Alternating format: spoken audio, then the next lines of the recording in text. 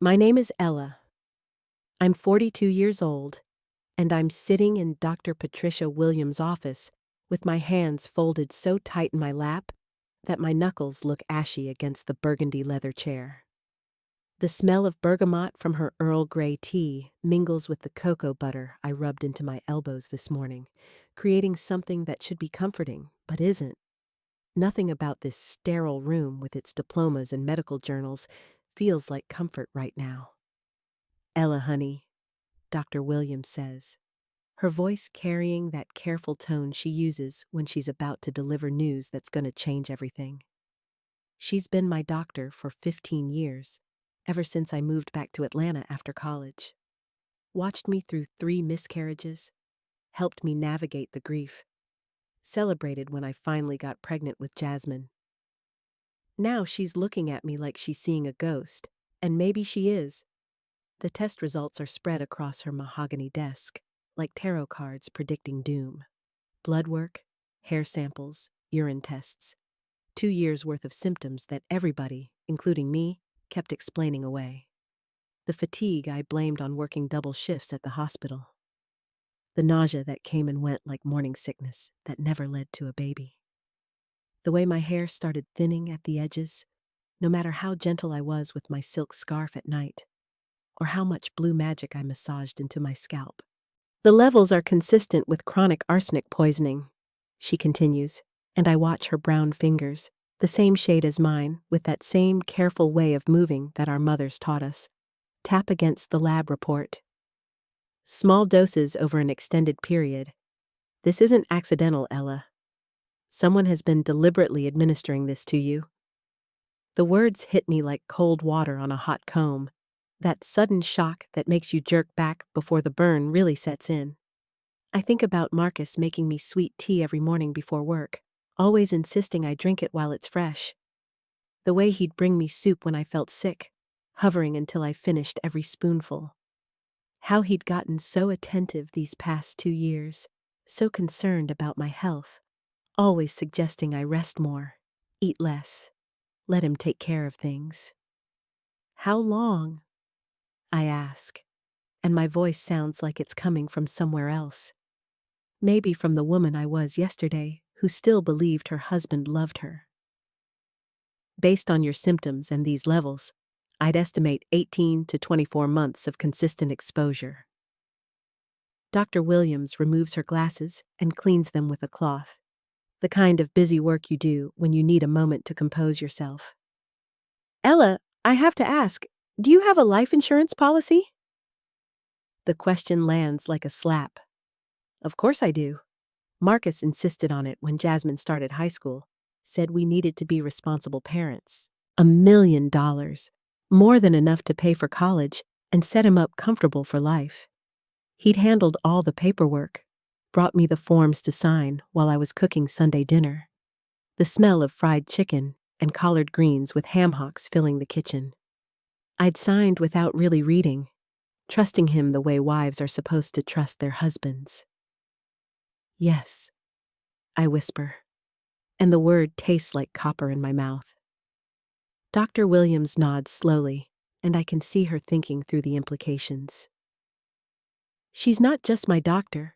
She's my sorer from Delta Sigma Theta, went to Spelman same as me. She knows my mama, remembers when I brought Marcus to the Christmas party 5 years ago, how proud I was to finally have someone who seemed solid, dependable, different from all the men who'd disappointed me before. Ella, I need you to listen to me very carefully, she says, leaning forward. First, we need to get you somewhere safe. Do you have family you can stay with? Your sister Denise, maybe? Denise, my baby sister who never liked Marcus, said something about him felt slick from the beginning. I'd dismissed her concerns as jealousy, thought she was just being overprotective. Now I'm remembering all the little comments she made, the way she'd watch him when he thought nobody was looking, how she always found excuses to leave early when he was around. Second, Dr. Williams continues, we need to document everything. I'm going to run more tests, get a complete picture of what's been done to you, And Ella? She reaches across the desk and takes my hand, her palm warm and steady against my trembling fingers. You cannot go home tonight. You cannot eat or drink anything he gives you. Do you understand? I nod, but my mind is spinning back through 2 years of marriage, looking for signs I missed. The way he always insisted on cooking when I felt sick. How he'd bring me water in the middle of the night when I couldn't sleep, claiming he was just being thoughtful. The gradual way my energy disappeared. How he'd suggest I quit working so much, stay home more, let him handle the finances. The morning light streaming through Dr. Williams' window catches the gold wedding band on my finger. The one Marcus slipped on 3 years ago, while gospel music played, and my mama cried happy tears in the front pew. Now it feels heavy as a shackle, and I understand why my grandmother used to say that some prisons come disguised as protection. There's something else, Dr. Williams says quietly. The arsenic levels suggest the dosing increased recently. Someone was escalating, maybe getting impatient. She pauses, letting that sink in. Ella, if you hadn't come in when you did, if we hadn't run these tests... She doesn't need to finish. I can hear what she's not saying in the silence that follows, heavy as church bells 3 blocks over. Marcus wasn't just poisoning me. He was killing me, slowly and carefully, making it look natural. Making it look like his poor wife just couldn't overcome her health problems, despite his devoted care. My phone buzzes in my purse, and I see his name on the screen. A text asking how my appointment went, saying he's making my favorite dinner tonight, his grandmother's recipe for smothered pork chops that I always loved. The same meal he's probably been lacing with poison for months. I look up at Dr. Williams, this sister friend who just saved my life with a simple blood test. And I know that the woman who walked into this office this morning is gone forever. In her place sits someone harder, someone who understands that love can be the most dangerous lie of all. I need to call Denise, I say, and my voice sounds stronger than I expected. And then I need to figure out how to stay alive long enough to make him pay. Dr. Williams walks me to her private bathroom so I can splash cold water on my face before making the calls that will change everything. The porcelain feels smooth and cool under my palms as I lean against the sink, staring at my reflection in the mirror. My brown skin looks ashy, dull, in a way that no amount of cocoa butter has been able to fix these past months. The natural coils I'd been so proud of when I stopped relaxing my hair 2 years ago now seem brittle, breaking off in places where it should be thriving. Even my edges look sparse, like my body's been too busy fighting poison to grow hair properly. When I come back out, Dr. Williams has her phone ready. I'm calling in a favor, she says, already dialing. My cousin Patrice works for the DA's office. She specializes in domestic violence cases, and she's going to want to hear this. I sink back into the leather chair, feeling the weight of what's happening settle over me like my grandmother's heavy quilts. Through the window, I can see the hospital parking lot where my car sits. The same car Marcus insisted on buying for me last year, said my old Honda wasn't reliable enough. Now I'm wondering if he was planning ahead, making sure I'd have something nice to drive to all those doctor appointments he knew I'd be needing. Patrice? It's Carmen Williams. Yes, I know it's been too long. Listen, I need you to drop everything and come to my office. I've got a situation here that can't wait. Dr. Williams catches my eye and nods reassuringly. Arsenic poisoning, systematic, over 18 months. The victim is sitting right here, and her husband doesn't know she's figured it out yet. The word victim hits me like a physical blow. Is that what I am now? All my life I've been the strong one. The woman who raised Jasmine mostly on her own after her daddy walked out, who worked double shifts to put myself through nursing school, who survived 3 miscarriages and kept going because that's what we do. We endure. We overcome. We don't become victims. But sitting here listening to Dr. Williams describe my situation to a prosecutor, I realize strength doesn't make you immune to evil. Sometimes it just makes you a more challenging target. 20 minutes later, Patrice Washington walks through the door like she owns the building. She's one of those women who commands attention without trying. Tall, dark-skinned, wearing a burgundy suit that probably costs more than I make in 2 months. Her natural hair is styled in a perfect twist-out, and when she extends her hand to shake mine, I catch the scent of sandalwood and vanilla on her wrist. "Ms. Ella," she says, settling into the chair Dr. Williams pulls over. "I'm sorry we're meeting under these circumstances, but I want you to know you did exactly the right thing coming here today." She opens a leather portfolio and clicks her pen. "Now, I need you to tell me everything, starting from when you first met your husband. Don't leave anything out, no matter how small it seems." So I do. I tell her about meeting Marcus at church 3 years ago. How charming he was. How he seemed like the answer to prayers I'd been praying since Jasmine's father left. How he courted me proper. Flowers every week, dinners at nice restaurants, the kind of attention that made other women at church look at me with envy instead of pity for once. He was different from the others, I explain, my voice gaining strength as I talk. Patient. Said he understood that Jasmine came first, that he wanted to be a father to her.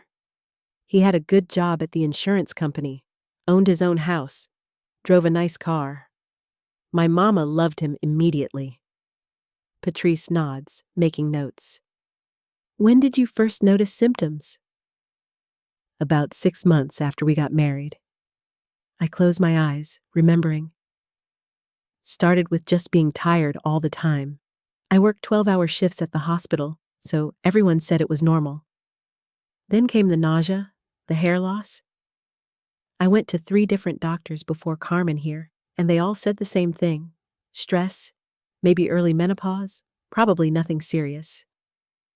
"Did your husband encourage you to see doctors?" The question stops me cold. I'd remembered it as him being supportive, worried about my health. But now, replaying those conversations, I hear something different. Yes, but he always suggested specific doctors, said he'd done research, found the best ones, and he always came with me to appointments. "Did he ever speak for you during those visits?" Heat rises in my chest as the memories reshape themselves. "Yes. He'd tell them about my symptoms, said I was too modest to explain how bad things were. The doctors would look at him instead of me when they asked questions." I pause, feeling sick. He was controlling the narrative, wasn't he? Making sure they focused on stress and work instead of looking for other causes. "Classic pattern," Patrice confirms. "What about at home? Who did the cooking?" "He did, mostly. Said I worked too hard, deserved to be taken care of.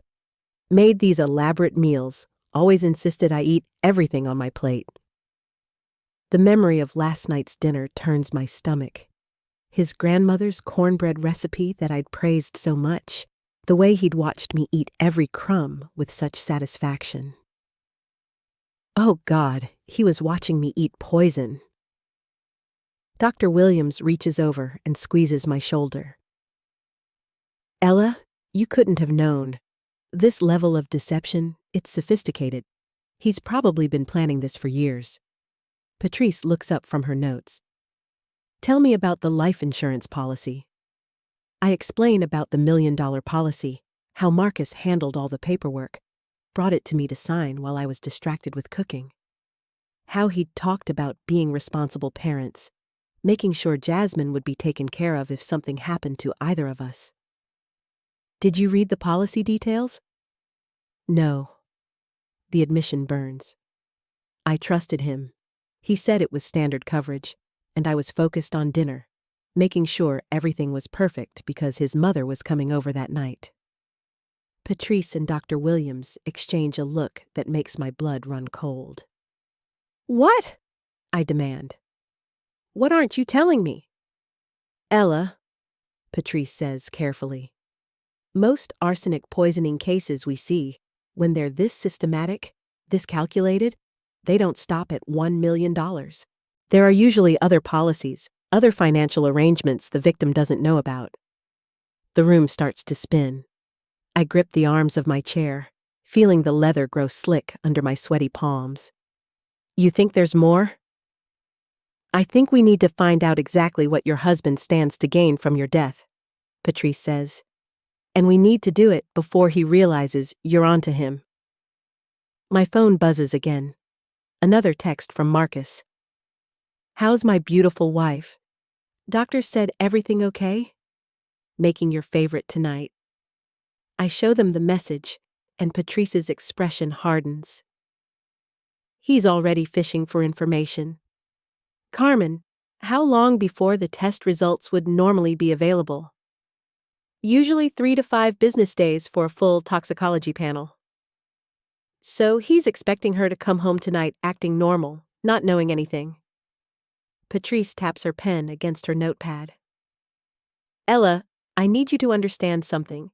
If you go home and act like nothing's changed, you might be able to buy us time to build a case. But if he suspects you know—" She doesn't finish the sentence, but I hear the unspoken words hanging in the air like incense after Sunday service. If he suspects I know, he might decide to speed up his timeline. "What are you asking me to do?" "I'm asking you to be incredibly brave," Patrice says quietly.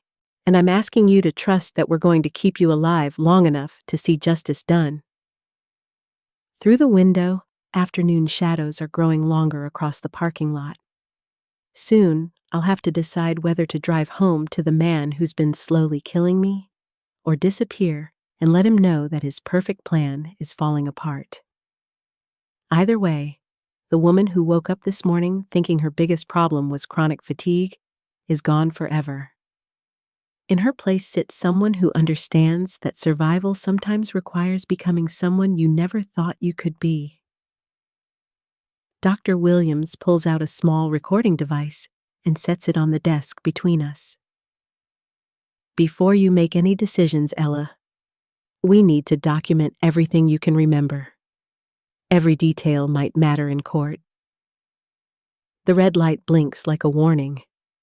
I've never been recorded before, never had my words matter this much. My throat feels tight, like I'm wearing Mama's old church collar that never quite fit right. "Start with the beginning," Patrice says gently. "When did you first meet Marcus?" I close my eyes, and suddenly I'm 28 again, standing in the hospital break room with the smell of burnt coffee and antiseptic hand soap filling my nostrils. He was visiting his grandmother after her hip surgery. I was her night nurse. He brought me pralines from this little shop in the French Quarter. Said his grandmother told him I was the only nurse who didn't treat her like she was invisible. The memory tastes different now, bitter as day-old coffee grounds.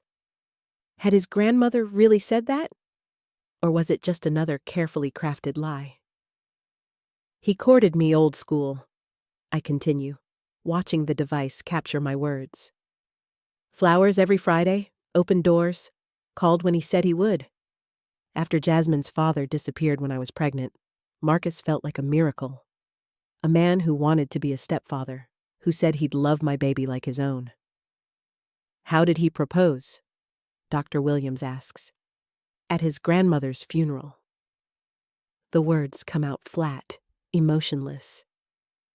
"Said life was too short to wait, that watching me care for his grandmother showed him what real love looked like. I was grieving with him, felt so connected to his pain. We got married 6 months later." Patrice makes a note. Fast timeline, classic love-bombing behavior. "What about the miscarriages?" Dr. Williams asks softly. "You mentioned 3. The question hits like a punch to the solar plexus.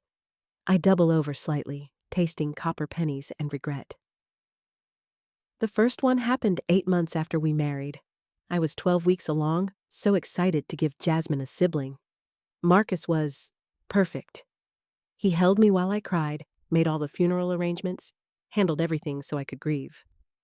And the second? 2 years later. Same thing.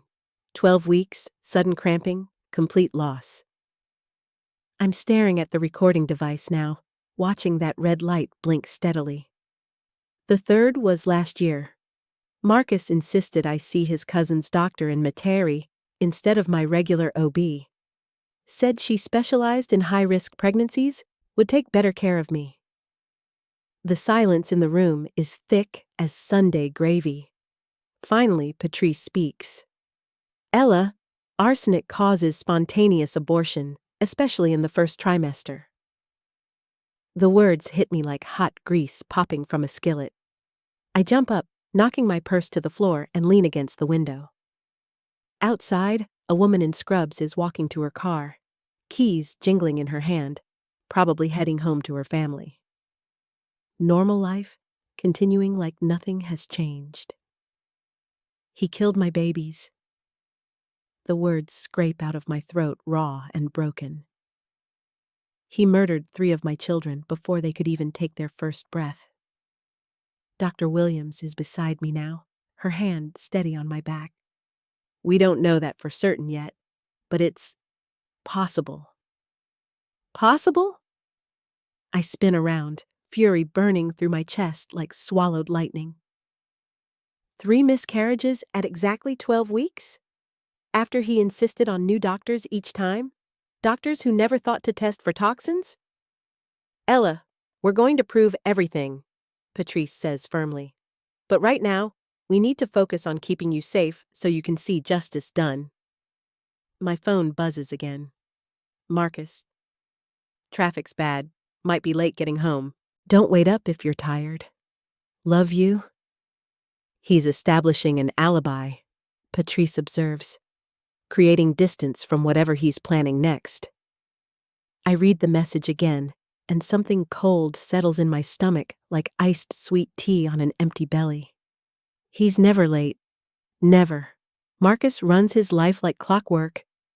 Gym at 5 a.m., work by 7:30, home by 6:15 every single day. If he's saying he'll be late, he's doing something he doesn't want you to witness, Dr. Williams finishes.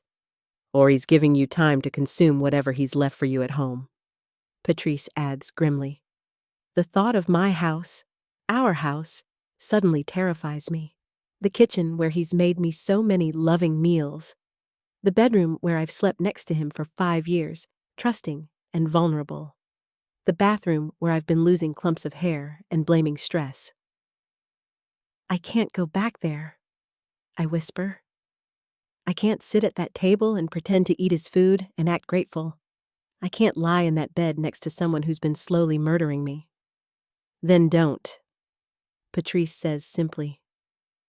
We can put you in protective custody tonight, start building the case tomorrow. What about Jasmine? She's at basketball practice until 8, then going to her friend Maya's house for a sleepover. But what about tomorrow? Next week? He's her stepfather. Legally, he has rights.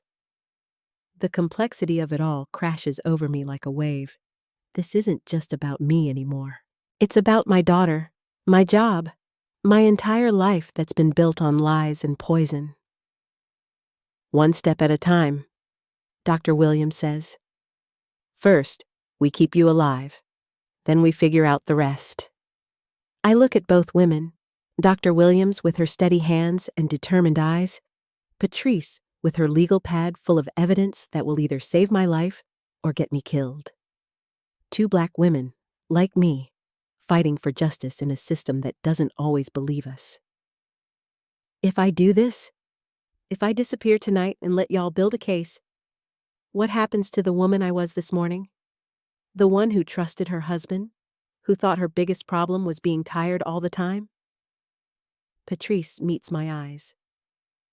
She becomes the woman who refused to die quietly. She becomes someone who fought back.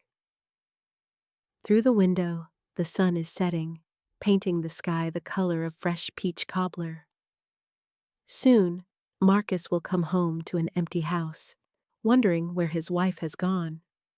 And for the first time in 2 years, I won't be there to slowly consume whatever poison he's prepared for me. The recording device is still blinking, still capturing every word. Evidence. Proof. The beginning of the end of Marcus's perfect plan. I reach for my purse, my keys, my phone. Time to become someone new. Wait. I stop halfway to the door, my hand frozen on the handle. If I disappear tonight, he'll know something's wrong. Marcus tracks everything. My car's GPS, when I get home from work, what groceries I buy. He'll notice. Patrice looks up from her legal pad. What do you mean, tracks everything? The words tumble out before I can stop them. He put an app on my phone last year, said it was for safety since I work late shifts. Shows him where I am at all times, and he always checks the mileage on my car, says he's worried about maintenance. But now, I sink back into the chair, the weight of realization pressing down on my shoulders like a lead blanket. He's been monitoring you, Dr. Williams says quietly. Classic abuser behavior. Control disguised as care. I pull out my phone, scrolling through the apps until I find it. Safe Spouse, with its innocent little heart icon. This shows him everywhere I go. Right now, he knows I'm still at the hospital. If I don't go home, if I go to a hotel or Mama's house instead, he'll know you're running, Patrice finishes. And that could accelerate whatever timeline he's working with. The room fills with the scent of Lysol and floor wax from the hallway.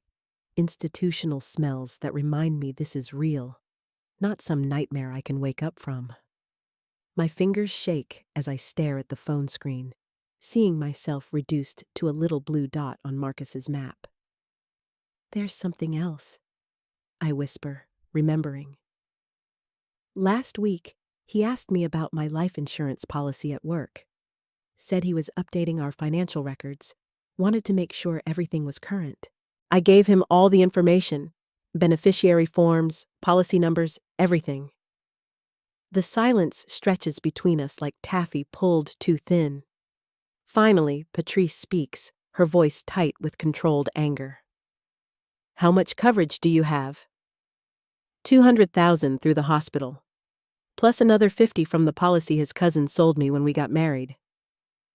The numbers sound obscene now, like price tags on my corpse. Dr. Williams is pacing now, her sneakers squeaking against the polished floor. We need to assume he's escalating. The arsenic was slow, probably meant to look like a chronic illness. But if he suspects you know, he might try something faster. I finish, my stomach churning like butter in a churn. So, what do we do? I ask, hating how small my voice sounds. I can't run, can't hide, can't go home. What options do I have? Patrice taps her pen against her legal pad, thinking. We set a trap. You go home, but you're not alone. We wire you up, have surveillance outside. Make him think everything's normal while we gather evidence. You want me to be bait? The idea terrifies me, but something else stirs beneath the fear. Anger, hot and righteous as fresh cornbread from a cast-iron skillet. I want you to be in control for once, Patrice corrects. Instead of being slowly murdered without knowing it, you'll know exactly what's happening and we'll be there to stop it. My phone buzzes again. Marcus.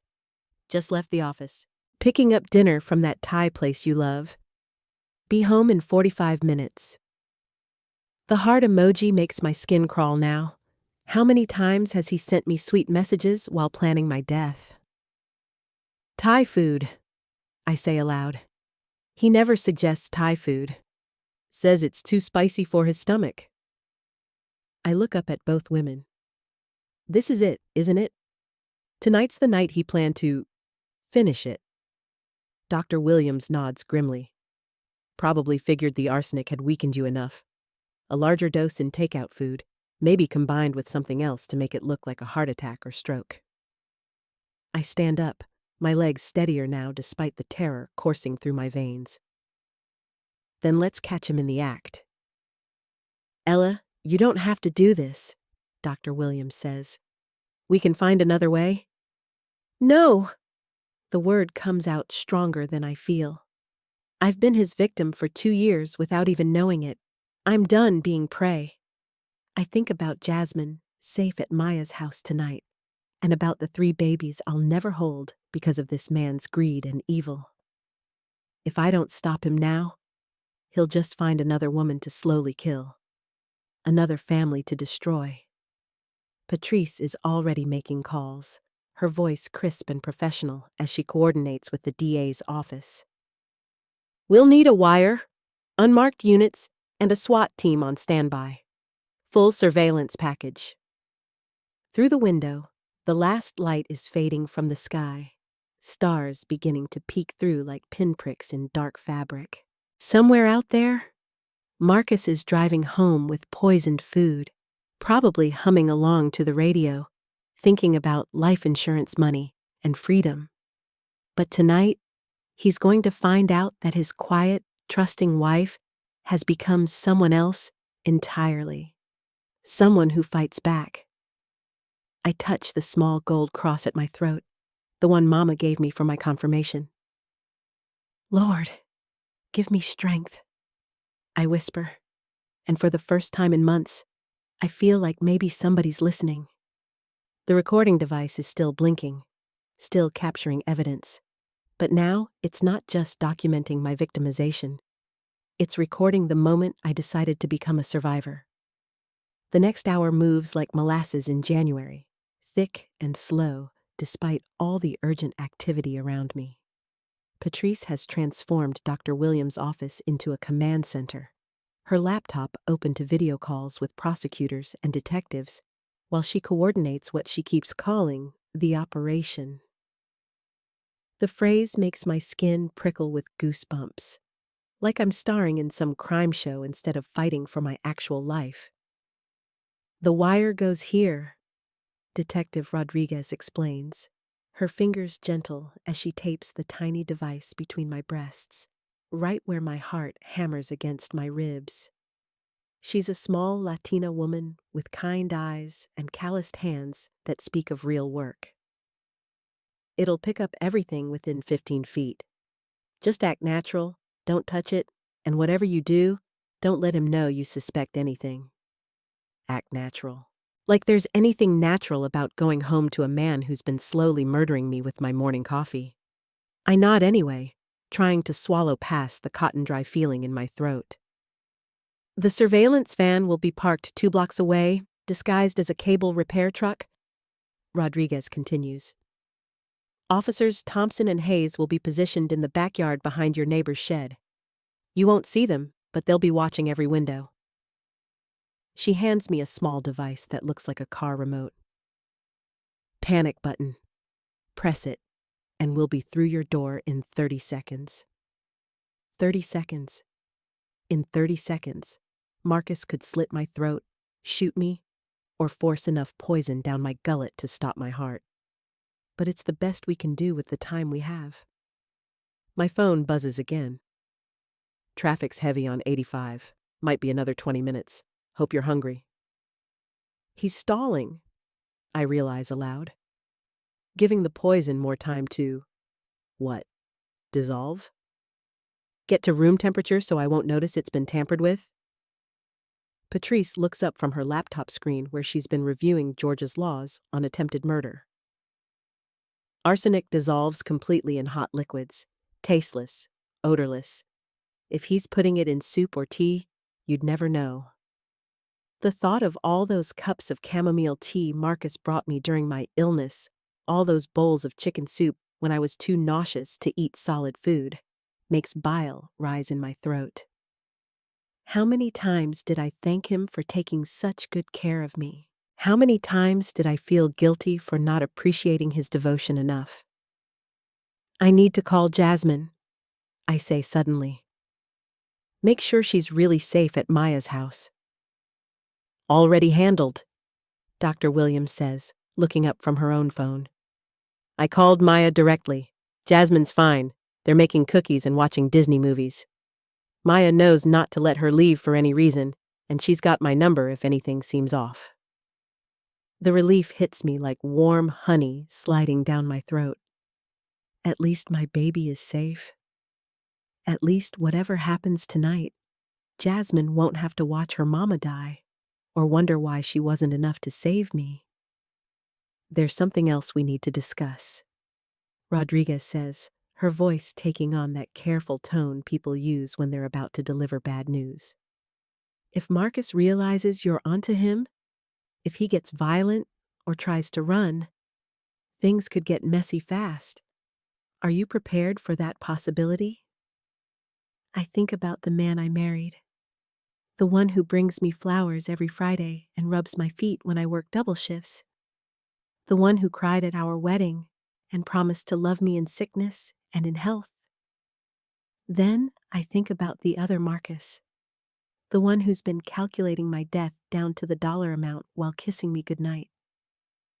I'm prepared, I lie, because what else can you say? Nobody's ever prepared to watch their life explode like a 4th of July firework. Beautiful 1 second, nothing but smoke and falling pieces the next. Rodriguez hands me a small earpiece, nearly invisible once it's tucked behind my ear. We'll be able to hear everything, and we can communicate with you if necessary. But try not to respond to us unless it's life or death. You don't want him getting suspicious about you talking to voices he can't hear. The earpiece feels alien against my skin, like a mechanical parasite burrowing into my flesh. But I nod and adjust my hair to cover it completely. In the bathroom mirror, I look like myself. Same brown eyes, same full lips, same worry lines around my forehead that Marcus always smoothed away with his thumb. But underneath, I'm wired for sound like a walking recording studio. How do I do this? I ask my reflection. How do I sit across from him and eat dinner and make small talk while knowing what I know? Patrice appears behind me in the mirror, her reflection solid and reassuring. You think about justice. You think about all the other women he might hurt if you don't stop him? And you think about Jasmine growing up knowing her mama was brave enough to fight back? We go over the plan 3 more times until it's burned into my memory like a brand. Go home. Act normal. Let Marcus serve dinner. Try to get him talking about the insurance, about his plans, anything that might be useful in court. And whatever happens, don't eat or drink anything he gives me. What if I get hungry? I ask, realizing how ridiculous that sounds even as the words leave my mouth. Claim you're nauseous, Dr. Williams suggests. It's been your go-to symptom for months anyway.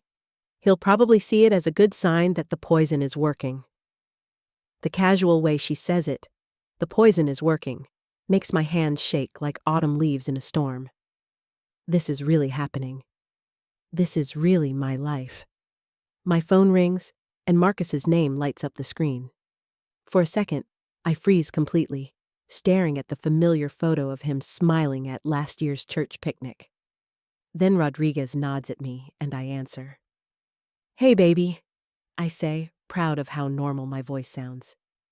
Hey, beautiful. I'm pulling into the driveway now. You feeling any better? Through the hospital window, I can see the parking lot, but not my house 15 minutes away, where my husband is probably sitting in our driveway with a bag of poisoned food, planning my murder. The disconnect makes me dizzy. A little, I manage, looking forward to dinner. Good. I got your favorite, pad thai with extra peanuts, and that coconut soup you love. Plus some of those spring rolls that are more vegetables than anything else. My favorite, except I've never ordered pad thai in my life. Too many peanuts make my throat itch.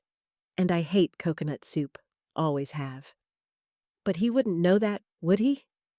Because the man who's been poisoning me for 2 years never bothered to learn what I actually like. Sounds perfect, I say, my voice steadier now. I'll be home in 20 minutes.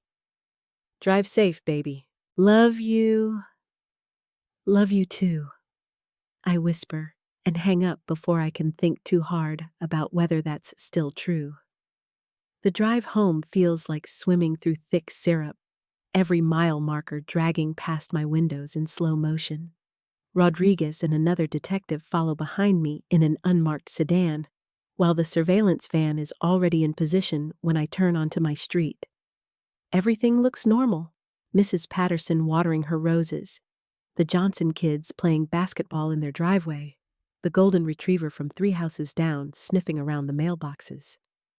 Normal, like I'm not driving home to confront my would-be killer over dinner. I park in the driveway next to Marcus's truck, noting the Thai Palace bag visible through his passenger window. My hands grip the steering wheel so tight my knuckles look like white stones against my brown skin. In my earpiece, Rodriguez's voice whispers, "You've got this, Ella. We're right here with you." But as I walk up the front steps to my own house, smelling the familiar scent of the jasmine bush Marcus planted for our first anniversary, I've never felt more alone in my life. The front door opens before I can reach for my keys, and there he is. My husband, my attempted murderer, smiling at me like I'm the best thing that ever happened to him. "There's my girl," Marcus says, pulling me into a hug that feels like a snake coiling around my chest. "Ready for dinner?" The hug lasts 3 seconds too long, his arms wrapped around me like he's memorizing the feel of my body for the last time. When he finally releases me, I catch the scent of something sharp and medicinal clinging to his clothes. Not his usual cologne, but something that reminds me of the hospital pharmacy where I work. My stomach clenches like a fist closing around broken glass. "Let me get this food plated up for you," he says, already moving toward the kitchen with that same eager energy he's had for weeks now, like he's excited about something I can't see coming. I follow him through our living room, past the family photos that suddenly feel like evidence in a crime scene, Marcus's arm around my waist at Jasmine's graduation, both of us grinning at the camera like we had forever ahead of us. The hardwood floor creaks under my feet in all the familiar places, that loose board near the couch that we keep meaning to fix, the spot by the window where the wood swells when it rains. Everything exactly as I left it this morning when I was still a wife instead of a walking target. In the kitchen, Marcus moves with practiced efficiency, pulling white takeout containers from the Thai Palace bag and arranging them on our good plates, the ones with tiny blue flowers that belonged to his grandmother. The irony isn't lost on me that he's serving my last meal on dishes inherited from a woman who probably loved him unconditionally. "Sit down, baby," he says, pulling out my chair like the gentleman he's always been. "You've been on your feet all day." I settle into the chair, feeling the wire against my ribs and the earpiece tucked behind my ear like tiny mechanical secrets. The kitchen smells like lemongrass and something else I can't identify. Something chemical and wrong underneath the Thai spices. My mouth starts watering involuntarily, a Pavlovian response to food that might kill me. The pad thai looks perfect, golden noodles glistening with oil and studded with crushed peanuts that catch the overhead light like amber chips. Steam rises from the container in delicate spirals, carrying scents that should make me hungry, but instead make my throat close up tight. I think about all the meals he's prepared for me over the past 2 years, all the times I thanked him for being so thoughtful, so caring, so determined to take care of me when I wasn't feeling well. "This looks amazing," I say, my voice sounding strange and hollow in my own ears. "You know just how to spoil me." Marcus beams at me from across our small kitchen table, the same smile that made me fall in love with him 3 years ago. "Only the best for my girl. You've been working so hard, dealing with all that stress. You deserve to be pampered." He opens the coconut soup container, and the smell hits me like a physical blow. rich and creamy with an underlying bitter edge that makes my sinuses burn. I watch him ladle it into a bowl, noting how careful he is not to let any of it splash on his hands. When he sets it in front of me, the surface shimmers with oil that reflects the kitchen light in rainbow patterns, beautiful and deadly as a soap bubble. "Eat up while it's hot," he urges, settling into his own chair with a plate that looks identical to mine, but somehow different in ways I can't articulate. Maybe it's the way the noodles are arranged, or the color of the sauce, or just my paranoid mind playing tricks. But something about his food looks safer, cleaner, like it came from a different kitchen entirely. I pick up my fork, feeling its familiar weight in my hand, the same silverware we got as a wedding gift, the same fork I've used for countless meals in this same kitchen. But now, it feels like a weapon pointed at my own heart. The metal is cool against my palm, smooth and unforgiving. "Actually," I say, setting the fork back down, "I think I'm more nauseous than hungry. That drive home my stomach's all twisted up." Marcus's face shifts into an expression of concern so genuine it makes my chest ache. "Oh, baby, I'm sorry. Maybe just try a little bit. You need to keep your strength up." The way he says it, "keep your strength up," makes my skin crawl like insects are marching across my arms. How long has he been saying things like that while slowly killing me? How many concerned husband phrases have been carefully crafted lies designed to make me complicit in my own destruction? I reach for the water glass instead, then catch myself. Even the water isn't safe anymore. Nothing in this house is safe, including the man sitting across from me with worry lines creasing his forehead like he actually cares whether I live or die. "Maybe some crackers," I suggest. "Something plain to settle my stomach." "Of course." He jumps up immediately, moving to the pantry with that same eager energy. I watch him rummage through our shelves, past the boxes of rice and cans of tomatoes, reaching for a sleeve of saltines that's been there for months. When he turns back to me, his face is lit up with such genuine happiness that for a moment, I almost forget why I'm here. This is the Marcus I fell in love with, attentive, caring, always ready to take care of me when I'm not feeling well. Except now, I know that he's the reason I'm not feeling well in the first place. He's been playing both the arsonist and the firefighter, creating the crisis and then swooping in to save me from it.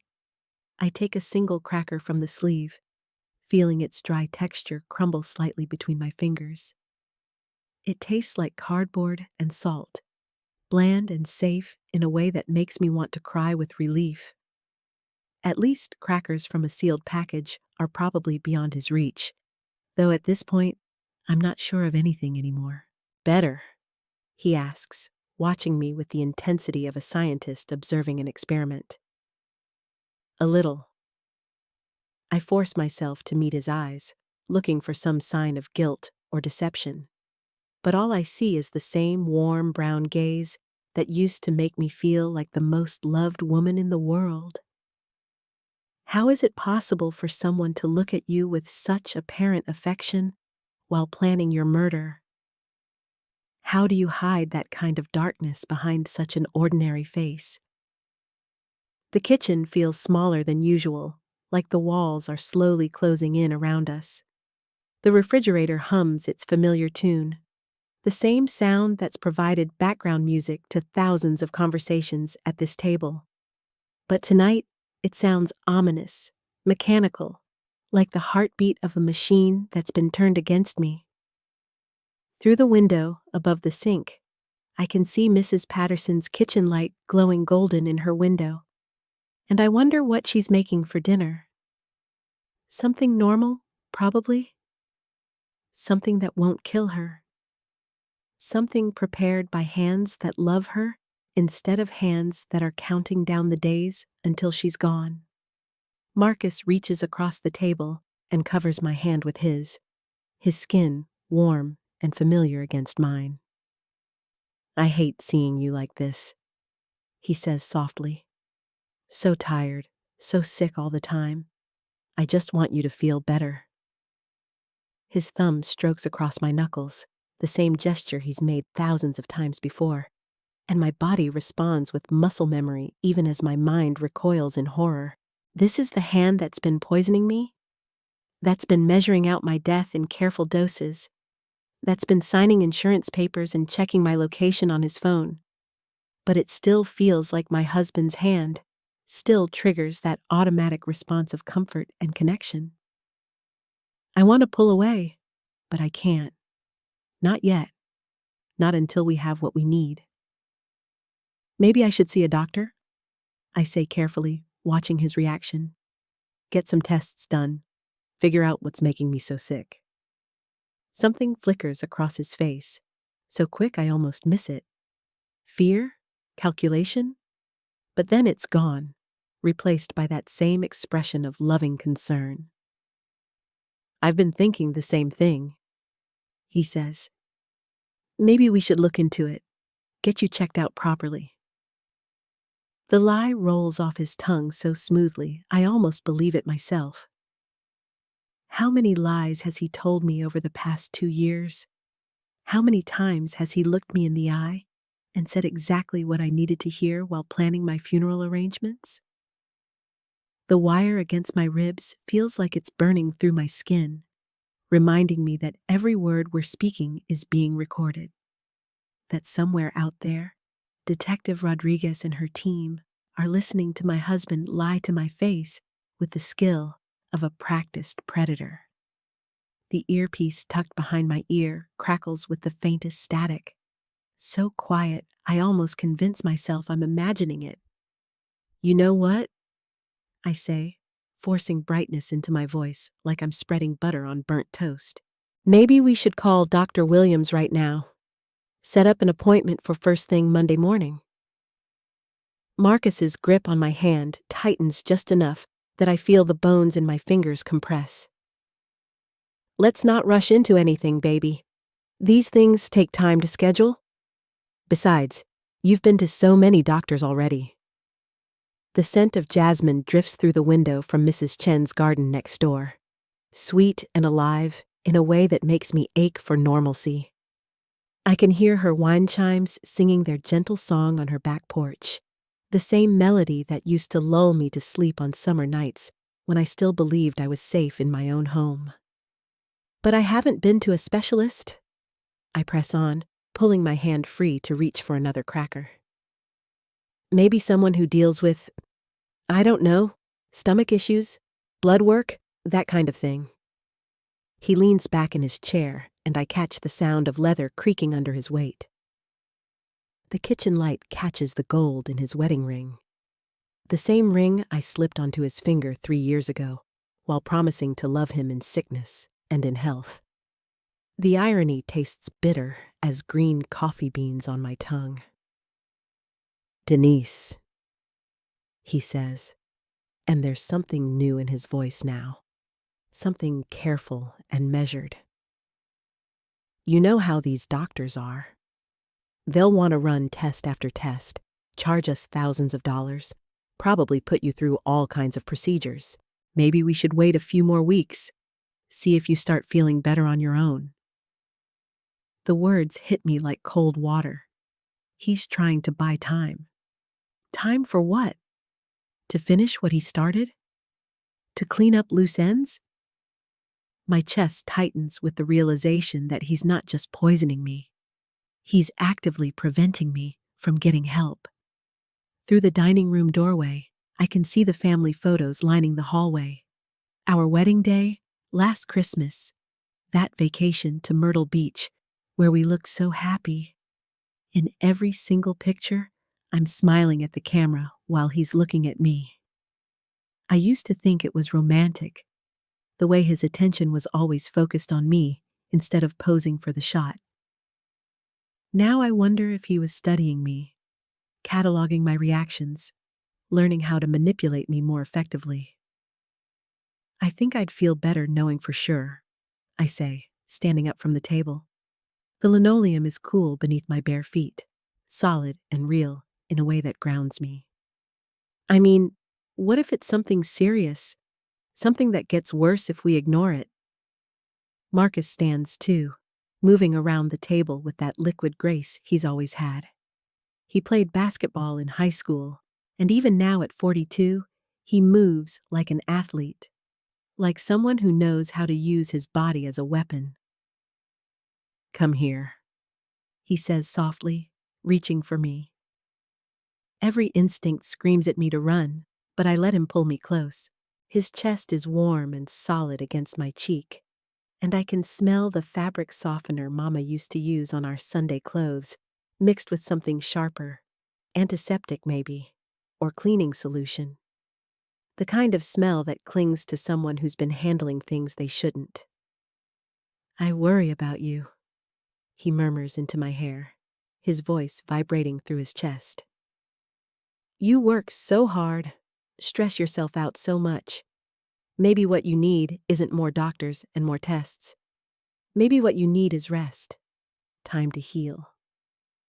His arms tighten around me, and for a moment I can't tell if it's an embrace or a restraint.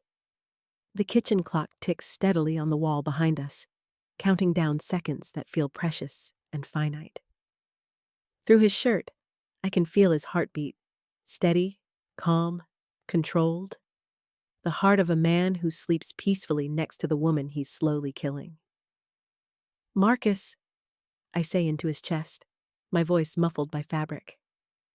"Are you happy with me?" The question surprises us both. I feel him stiffen slightly, his breathing pattern changing. "What kind of question is that?" he asks, but there's something too careful in the way he says it. I pull back to look at him, studying the face I know better than my own. The same face that smiled at me across candlelit dinners and whispered sweet things in the dark. The same face that's been lying to me for months while planning my death. Sometimes I wonder if you'd be better off without me. If all my health problems are wearing you down, making you tired of taking care of me. It's a test, and we both know it. I watch his face carefully, looking for micro-expressions, for tells. The way his left eyebrow twitches when he's thinking hard. The way his jaw tightens when he's about to say something he doesn't mean. "Baby, no." He cups my face in his hands, thumbs stroking across my cheekbones. "You're my whole world. I can't imagine life without you. I'd rather take care of you forever than spend a single day without you." The words should comfort me. They're exactly what a loving husband should say. But they land like stones in my stomach, heavy and wrong. Because I know now what taking care of me really means to him. I know what his version of forever looks like. "Even if I never get better?" I whisper. "Even if I'm always sick, always needing help?" Something flickers behind his eyes, triumph, maybe, or satisfaction. Like I've just given him permission for something he's been planning all along. "Even then," he says, and kisses my forehead with lips that taste like lies and broken promises. The kiss lingers on my forehead like a brand, and when he pulls away, I see something in his eyes I've never noticed before. A kind of cold calculation, like he's measuring something. The overhead light casts shadows across his face, making the familiar planes look foreign and dangerous. "I should probably call in sick tomorrow," I say, testing the waters. "Maybe stay in bed, really focus on getting better." "That's a good idea." He nods too quickly, too eagerly. "Rest is exactly what you need. I can bring you meals, make sure you're comfortable. Maybe we can watch some of those old movies you love, the ones with Diana Ross and Cicely Tyson."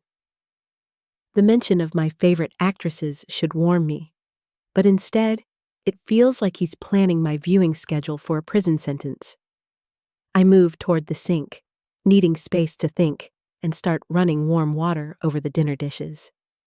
The steam rises between us, carrying the scent of jasmine dish soap and leftover pad Thai spices.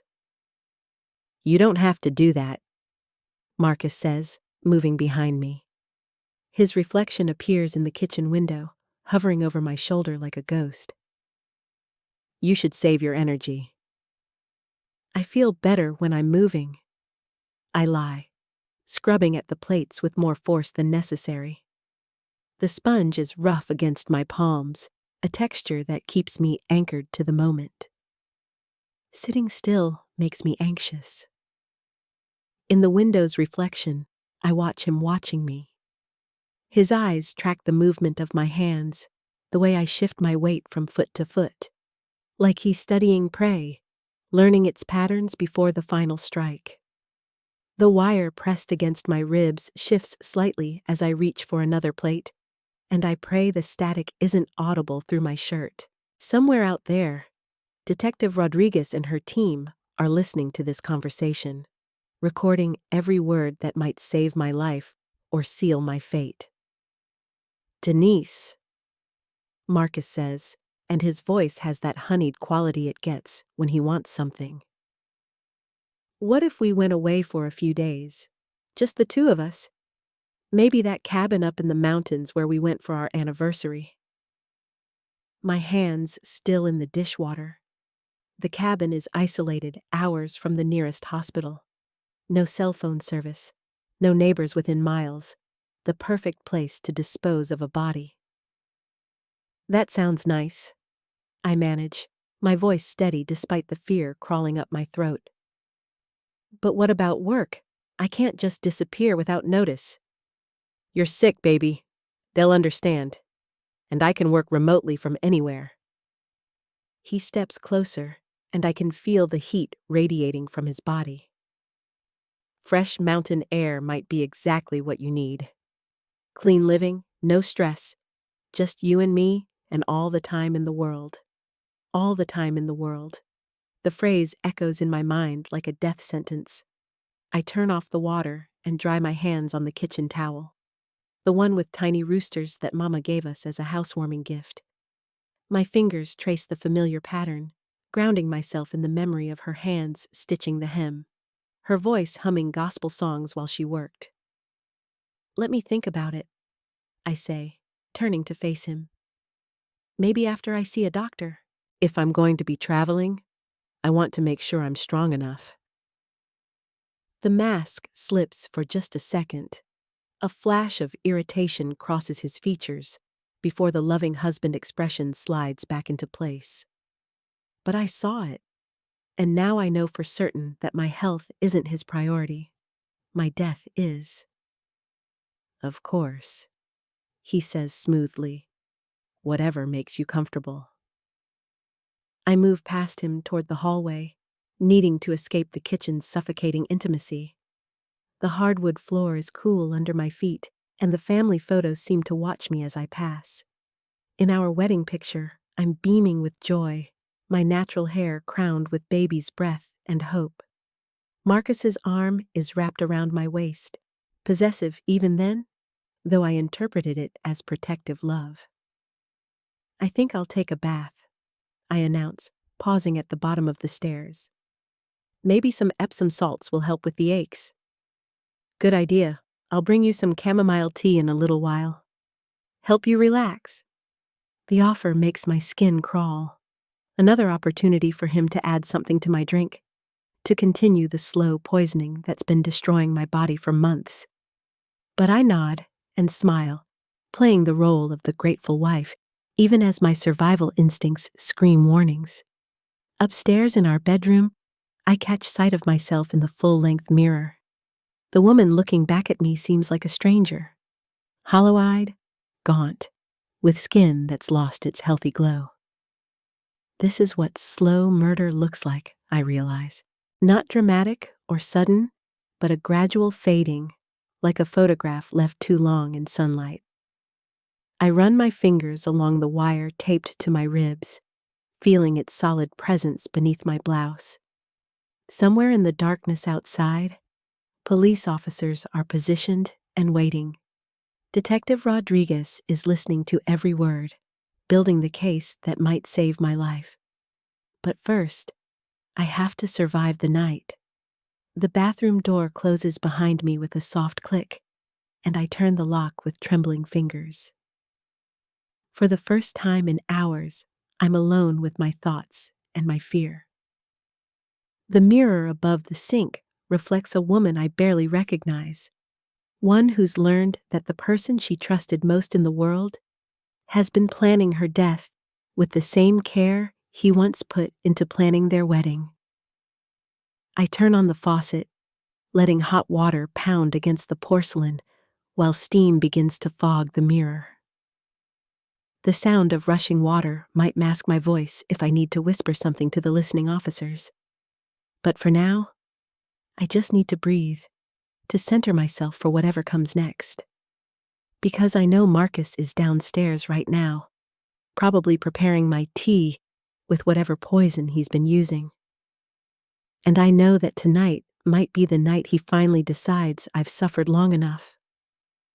The water scalds my hands as I test the temperature, but the pain feels clean and honest compared to the slow burn of betrayal that's been eating at my insides. Tomorrow, if I survive, I'll testify against the man I once promised to love, until death do us part. I just never imagined death would be his idea, not fate's.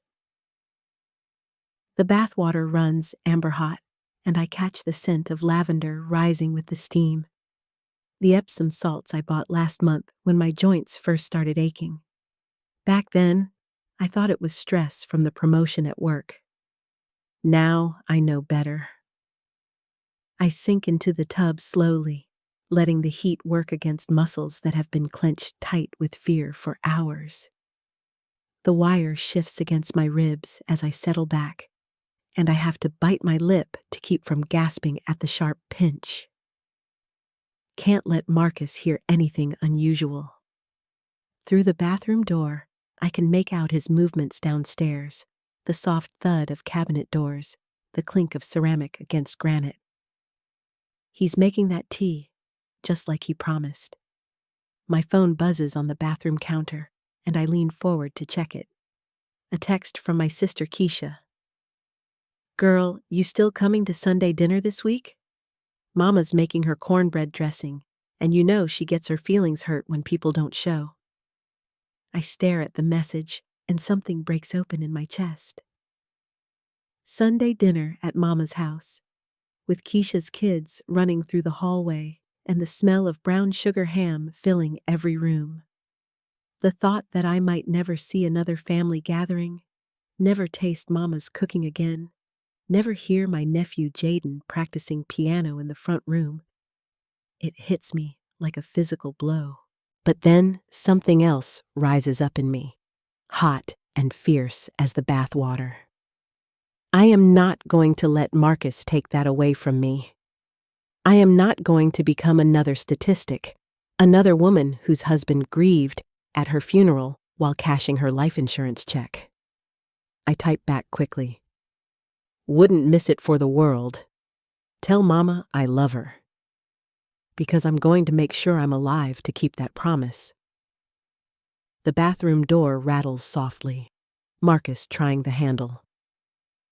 "Denise, how's the bath, baby? I've got your tea ready." "Just a few more minutes," I call out, surprised by how steady my voice sounds. The heat feels good on my back. "Take your time. I'll just leave it on the nightstand for you." I hear his footsteps retreat, and I force myself to count to 30 before easing out of the tub. The hardwood floor is cold against my wet feet as I wrap myself in the terry cloth robe hanging behind the door. The one Mama bought me for Christmas 2 years ago, soft as a church hug and still smelling faintly of her perfume. Through the bathroom window, I can see the cable van parked 2 blocks down, its presence both comforting and terrifying. Detective Rodriguez and her team are out there, waiting for me to gather the evidence that will put Marcus away. But I have to be smart about this. One wrong move, and I could end up dead before they can reach me. I crack the bathroom door and peer into the bedroom. There's the mug sitting on my nightstand. White ceramic with tiny blue flowers. The one Marcus bought me for my birthday last year. Steam rises from the amber liquid inside, carrying the sweet, cloying scent of chamomile mixed with something else. Something that makes my stomach turn with recognition. This is it. This is the moment when I either gather the evidence or become evidence myself. I pad barefoot across the bedroom carpet, my wet hair dripping onto the shoulders of my robe. The floorboards creak under the area rug, and I freeze, listening for Marcus's response. But I can hear him downstairs in his office, the soft clicking of his laptop keyboard. Probably researching grief counseling services, planning his performance as the devastated widower. The mug is warm in my hands, and I bring it close to my face as if I'm about to drink. Instead, I inhale deeply, trying to identify that underlying smell beneath the chamomile. It's bitter and medicinal, like the scent that's been clinging to Marcus's clothes lately. Like the smell that filled our bedroom the night I woke up dizzy and nauseous 3 weeks ago. It smells perfect, I say loudly, knowing the wire will pick up my voice. Just like the tea you made me that night I felt so sick. What did you put in it to make it taste so good? I wait, holding my breath, praying that Marcus will take the bait and say something incriminating. The house is so quiet I can hear the grandfather clock ticking in the hallway, marking off the seconds of my life like a countdown. His footsteps on the stairs make my heart race. He's coming up, and I'm standing here in my bathrobe holding a mug of poison like it's a communion cup.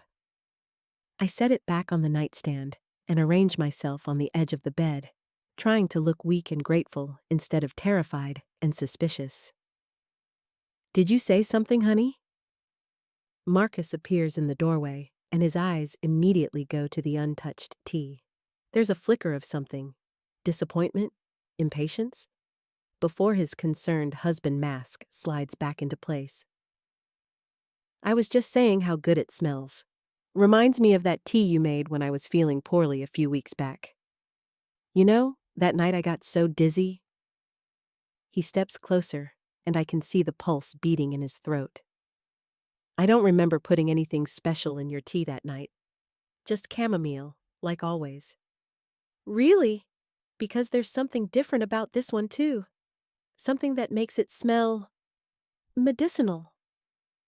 The word hangs between us like a loaded gun. Marcus's jaw tightens almost imperceptibly, and I know I've hit a nerve. But I also know I'm walking a tightrope over an abyss. Push too hard, and he might abandon his careful plan and resort to something more immediate and violent. Maybe you're just more sensitive to smells when you're not feeling well, he says, moving to sit beside me on the bed. His weight makes the mattress dip, and I have to fight not to pull away from his proximity. Drink up while it's still warm. It'll help you sleep. Sleep? The final sleep, if he has his way. I lift the mug again, bringing it to my lips, but not tilting it enough to actually drink. The bitter smell makes my eyes water, and I have to swallow hard to keep from gagging. Marcus, I say softly, if something happened to me, what would you do?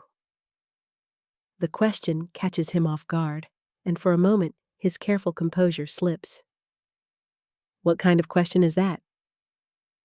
I've just been thinking, with how sick I've been feeling. What if it's something serious? What if... I let my voice trail off, watching his face carefully. Don't talk like that. But there's something in his eyes that looks almost eager. You're going to be fine. The doctor will figure out what's wrong, and you'll be back to your old self in no time. Except he doesn't want me to see a doctor. He's been discouraging it for weeks, always having a reason why I should wait, why I should try home remedies first, why I should trust him to take care of me. But if something did happen, I press on. You'd be okay financially, right? I mean, with the life insurance policy and everything? His pupils dilate slightly, and I know I've struck gold. This is what Detective Rodriguez needs to hear. Marcus thinking about my life insurance while I'm sitting here supposedly dying. That policy is just a safety net, he says, but his voice has a different quality now. Hungrier. I'd never want to use it. I'd rather have you than any amount of money. The lie comes so smoothly that I almost believe it myself. Almost. But I can see the calculation in his eyes, the way he's already spending that insurance money in his mind. Probably planning to take his secretary on a nice vacation once the grief period is over. How much was it again? I ask, tilting my head like I'm trying to remember. 200,000? 300. The correction comes too quickly, too eagerly. But Denise, why are we talking about this? You're going to be fine. $300,000, enough to start a new life with a new woman. Enough to make a slow murder worth the patience and planning. I bring the mug to my lips again, letting him see me prepare to drink. His breathing changes, becomes shallower, more anticipatory. This is what he's been waiting for, watching me consume the poison that will finally free him from our marriage and make him rich in the process. Instead, I set the mug down abruptly. I'm sorry, honey. I just feel too nauseous right now. Maybe I'll try again later. The flash of fury in his eyes is unmistakable this time, gone so quickly that someone who wasn't looking for it might have missed it entirely.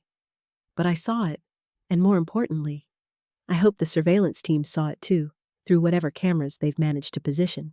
Of course, he says, but his voice is tight with barely controlled frustration.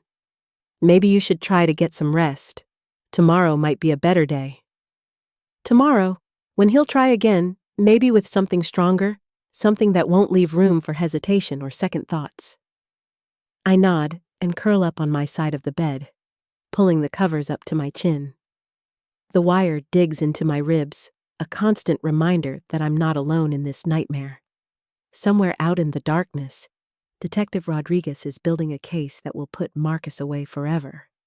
But first, I have to survive long enough for her to finish the job. Marcus turns off the bedroom light and settles beside me, his breathing gradually evening out as he pretends to fall asleep.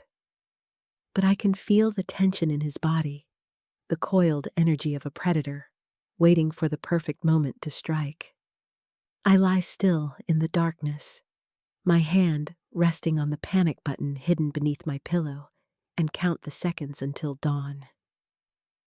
I wait until Marcus's breathing deepens into that familiar rhythm, the one I used to find comforting during 23 years of marriage. Now it sounds like the steady tick of a bomb counting down to my destruction.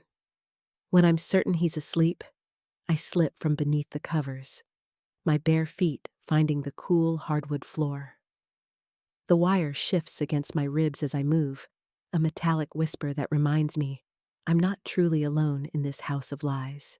Detective Rodriguez and her team are out there in the darkness, listening to every creak of the floorboards as I make my way downstairs. The kitchen feels different at 3 a.m. Shadows pool in corners where daylight usually chases them away, and the familiar space takes on an alien quality. I flip on the small light above the stove, casting everything in a warm, amber glow that reminds me of my grandmother's kitchen in Montgomery. She used to say that 3 a.m. was when the spirits were most active, when the veil between worlds grew thin enough to see through. Maybe that's why I can finally see Marcus clearly now. I pull out the cast iron skillet, Mama's skillet, the one she passed down to me when I got married. The weight of it in my hands is solid, reassuring, like holding a piece of my history. The surface gleams with decades of careful seasoning, each layer representing meals cooked with love, Sunday dinners that brought family together. birthday celebrations where laughter filled every corner. I set it on the burner and reach for the bacon, thick-cut pieces that sizzle when they hit the warming metal. The sound is like rain on a tin roof, steady and comforting. As the fat begins to render, filling the kitchen with that rich, smoky aroma that speaks of home and safety, I let my mind wander to Sunday mornings when things were different. When I trusted the man sleeping upstairs, the bacon crackles and pops, sending up tiny sparks of grease that catch the stove light like fireflies. I use Mama's long-handled fork to turn each piece, watching the edges curl and brown to perfection. The smell takes me back to her kitchen, where she'd stand at the same kind of stove wearing her good apron. The one with the tiny roses that I still keep folded in my linen drawer. "Baby girl," she used to say while teaching me to cook. "A woman who can feed her family right will never want for love." Her hands would guide mine as we seasoned the greens or stirred the cornbread batter, her voice carrying the wisdom of generations of women who understood that food was more than sustenance. It was care made tangible. But what happens when the person you've been caring for wants you dead? I crack eggs into a blue ceramic bowl, the one I bought at the church auxiliary's craft fair 15 years ago. The shells break clean in my hands, and I whisk the golden yolks with cream until they're pale yellow and frothy. The motion is meditative, rhythmic, something I can do without thinking while my mind processes the horror of my situation. The bacon is done now, crispy and perfect. I lift each piece onto a paper towel to drain, then pour off most of the grease, leaving just enough to cook the eggs. When I pour the mixture into the hot skillet, it hisses and bubbles, the edges setting immediately while the center stays creamy and soft. As I scramble the eggs with a wooden spoon, another inheritance from Mama, I think about all the meals I've prepared in this kitchen. Birthday cakes that took hours to decorate, Thanksgiving dinners that fed 20 people, late-night snacks for Marcus when he worked overtime, or claimed he was working overtime. How long has he been planning this? How many meals have I prepared while he sat at that table, calculating how much my death would be worth? The eggs are ready, fluffy and golden, speckled with black pepper and paprika the way Mama taught me. I slide them onto a plate next to the bacon and pour myself a cup of coffee from the pot I started before coming downstairs. The first sip is strong and bitter, cutting through the fog of exhaustion that's been my constant companion these past weeks. Weeks when I thought I was sick, when I trusted Marcus to take care of me. I settle at the kitchen table, the same one where we've shared thousands of meals, and take a bite of the eggs. They're perfect, creamy and rich, seasoned just right. Real food made with ingredients I chose and prepared with my own hands, not like that tea upstairs, with whatever poison Marcus stirred into the chamomile. The wire against my ribs shifts as I lean forward, and I wonder if Detective Rodriguez's team can hear the gentle scrape of my fork against the plate, the quiet sip of coffee, the small sounds of a woman eating breakfast while her husband sleeps upstairs, dreaming of her funeral. My phone buzzes softly on the counter. A text from my sister, Angela, in Atlanta. "Can't sleep. Thinking about you. Everything okay?" Angela has always been intuitive, even as children. She could sense when I was upset before I knew it myself, could read my moods from 1,000 miles away. I want to text back, want to pour out everything that's happening, but I can't risk it. Not with Marcus upstairs, not with the investigation still ongoing. Instead, I type, "Just couldn't sleep. Love you, sis." Her response comes immediately. "Love you too. Call me tomorrow?" "Always," I reply, and I mean it. If I survive this nightmare, I'm going to call Angela every single day and tell her how much she means to me. I'm going to visit Mama's grave more often, tend to the flowers the way she would have wanted. I'm going to stop taking the small joys for granted. The taste of perfectly scrambled eggs, the weight of good cast iron in my hands, the sound of rain on the windows. I'm going to live. The eggs are gone now, every bite savored like it might be my last. Because it still could be, couldn't it? Marcus is clever, patient. He's been slowly poisoning me for weeks, maybe months. What's to stop him from trying something more direct if his careful plan fails? But as I sit here in Mama's cast iron aftermath, surrounded by the smells and sounds of my heritage, I feel something I haven't felt in weeks. Strength. Not the kind that comes from muscle and bone, but the deeper kind that runs through bloodlines. The kind that sustained my ancestors through slavery and Jim Crow and every other hell this country put them through. I am the daughter of women who survived, the granddaughter of women who endured, the great-granddaughter of women who found ways to thrive even when the world wanted them dead. Marcus may have money and plans and poison, but he doesn't have what I have. He doesn't have the legacy of love that built me, the community of women who shaped me, the unbreakable spirit that flows in my veins like gospel music and sweet potato pie. I wash my plate and fork, dry them with the dish towel that still smells like fabric softener and home. The wire shifts against my ribs as I reach up to put the plate away, and I smile grimly. Detective Rodriguez is probably wondering what I'm doing down here at 3 a.m, cooking eggs like it's any other day. But it's not any other day. It's the day I stopped being Marcus's victim and started being his worst nightmare. A black woman with nothing left to lose and everything to fight for. Upstairs, I can hear him stirring, probably wondering where I've gone. Let him wonder.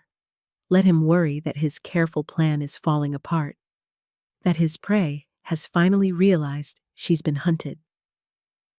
I turn off the stove light and head back upstairs, my bare feet silent on the hardwood floors. The bacon grease still perfumes the air, mixing with the lingering scent of coffee to create something that smells like home, like safety, like survival.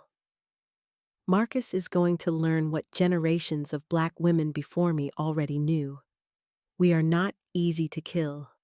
We are not easy to break. And we are definitely not easy to forget. I slip back into the bedroom, and Marcus is awake, propped up against the headboard like he's been waiting. The lamp on his nightstand casts yellow light across his face, highlighting the concern he's painted there. But I can see through it now, see the calculation behind his worried eyes. "Baby, where were you?" His voice is thick with sleep, or what he wants me to believe is sleep. "I woke up and you were gone."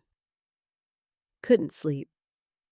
I slide under the covers, feeling the wire press against my ribs as I settle. Made myself some eggs downstairs. His hand finds my arm, fingers tracing circles on my skin that once felt loving, but now feel like a predator marking territory. "You should have woken me. I would have cooked for you." The irony makes my stomach clench. He's been cooking for me, all right. Cooking up my death 1 cup of chamomile tea at a time. "I needed to move around," I say, keeping my voice sleepy and innocent. "My joints have been so stiff lately." "That's the arthritis flaring up." He says it so smoothly, like he's actually a doctor, instead of a man who's been slowly destroying my body from the inside. "Dr. Patterson mentioned it might get worse before it gets better." Dr. Patterson, who I've never seen. Dr. Patterson, who probably doesn't exist outside of Marcus's lies. I nod against the pillow, letting him think I believe him, while Detective Rodriguez's team listens to every word through the wire that's becoming as much a part of me as my own heartbeat. Marcus's hand moves to my forehead, checking for fever with the same gentle touch he's used for 10 years of marriage. The scent of Irish spring soap clings to his skin, clean and familiar, a smell that used to comfort me when he came to bed after his evening shower. Now it just reminds me how well he's been hiding his true nature beneath layers of manufactured normalcy. "Your skin feels warm," he murmurs. "Maybe you're fighting something off." Fighting something off. If he only knew how right he was. "I've been thinking about what you said," I tell him, turning to face him in the dim light. "About not seeing specialists. Maybe you're right. Maybe I should just trust Dr. Patterson's treatment." The relief that flashes across his face is so quick, I almost miss it, but it's there, the satisfaction of a hunter whose trap is finally working. "I think that's wise, baby. All these different doctors, they just want to run expensive tests and put you on medications that might make you sicker." Make me sicker. The words hang in the air like incense smoke, heavy with meaning he doesn't realize I understand. Through the thin walls of our bedroom, I can hear the old house settling around us. The creak of floorboards, the whisper of wind through the eaves. Sounds that have been the soundtrack of my adult life, but now feel like a countdown. "I trust you." I lie, letting my voice carry the vulnerability he's been feeding on. "I know you just want what's best for me." His smile in the lamplight is tender and terrible, the expression of a man who believes he's won. "Always, Ella. Everything I do is for us. For us. Not for me. For us. Because in Marcus's twisted logic, my death serves our marriage somehow. Maybe it's the insurance money. Maybe it's freedom from a wife he's grown tired of. Or maybe it's something darker that I can't even fathom. But hearing him say us while plotting my murder makes bile rise in my throat. I close my eyes and let my breathing deepen, pretending to drift toward sleep while my mind races. The wire against my ribs feels warm now, heated by my body temperature, and I wonder what Detective Rodriguez is thinking as she listens to my husband plan my death with such gentle, loving words. Marcus's hand moves to my hair, fingers working through the silk scarf I tied before bed. The touch that once soothed me to sleep now makes my scalp prickle with awareness, not of love, but of danger. His fingers are strong, capable, hands that have held me, fed me, and apparently been poisoning me for God knows how long. "Marcus?" I keep my voice drowsy, like I'm already half asleep. Do you remember our wedding day, when Pastor Williams said, in sickness and in health?" His hand stills in my hair. "Of course I do. I've been thinking about that a lot lately, about how you've taken such good care of me while I've been sick." Each word tastes like ash, but I force them out. "Not every husband would be so dedicated. You're my wife." The words come out tight, controlled. "I made a promise." A promise, as if "till death do us part" was an instruction manual instead of a vow. I can feel him studying me in the darkness, trying to read whether there's suspicion behind my words or just the gratitude of a dying wife. Let him wonder. Let him lie there calculating while Detective Rodriguez's team gathers every word as evidence. The digital clock on my nightstand glows 3:47 a.m. in red numbers that remind me of emergency room signs, of the medical attention I should have been getting instead of Marcus's careful ministrations. How many nights have I lain here feeling sicker and sicker, trusting him to care for me while he slowly murdered me with kindness. "I should let you sleep," Marcus murmurs, but his hand doesn't move from my hair. "You need your rest." Rest. The word sounds like a threat now, like he's counting down the hours until my final rest. But I'm not ready for that kind of peace. I'm not ready to become another cautionary tale.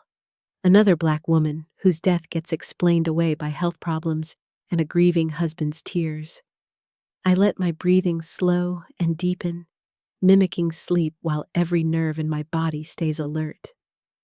Marcus's hand finally stills, and after what feels like hours, I hear his breathing change, becoming deeper and more regular.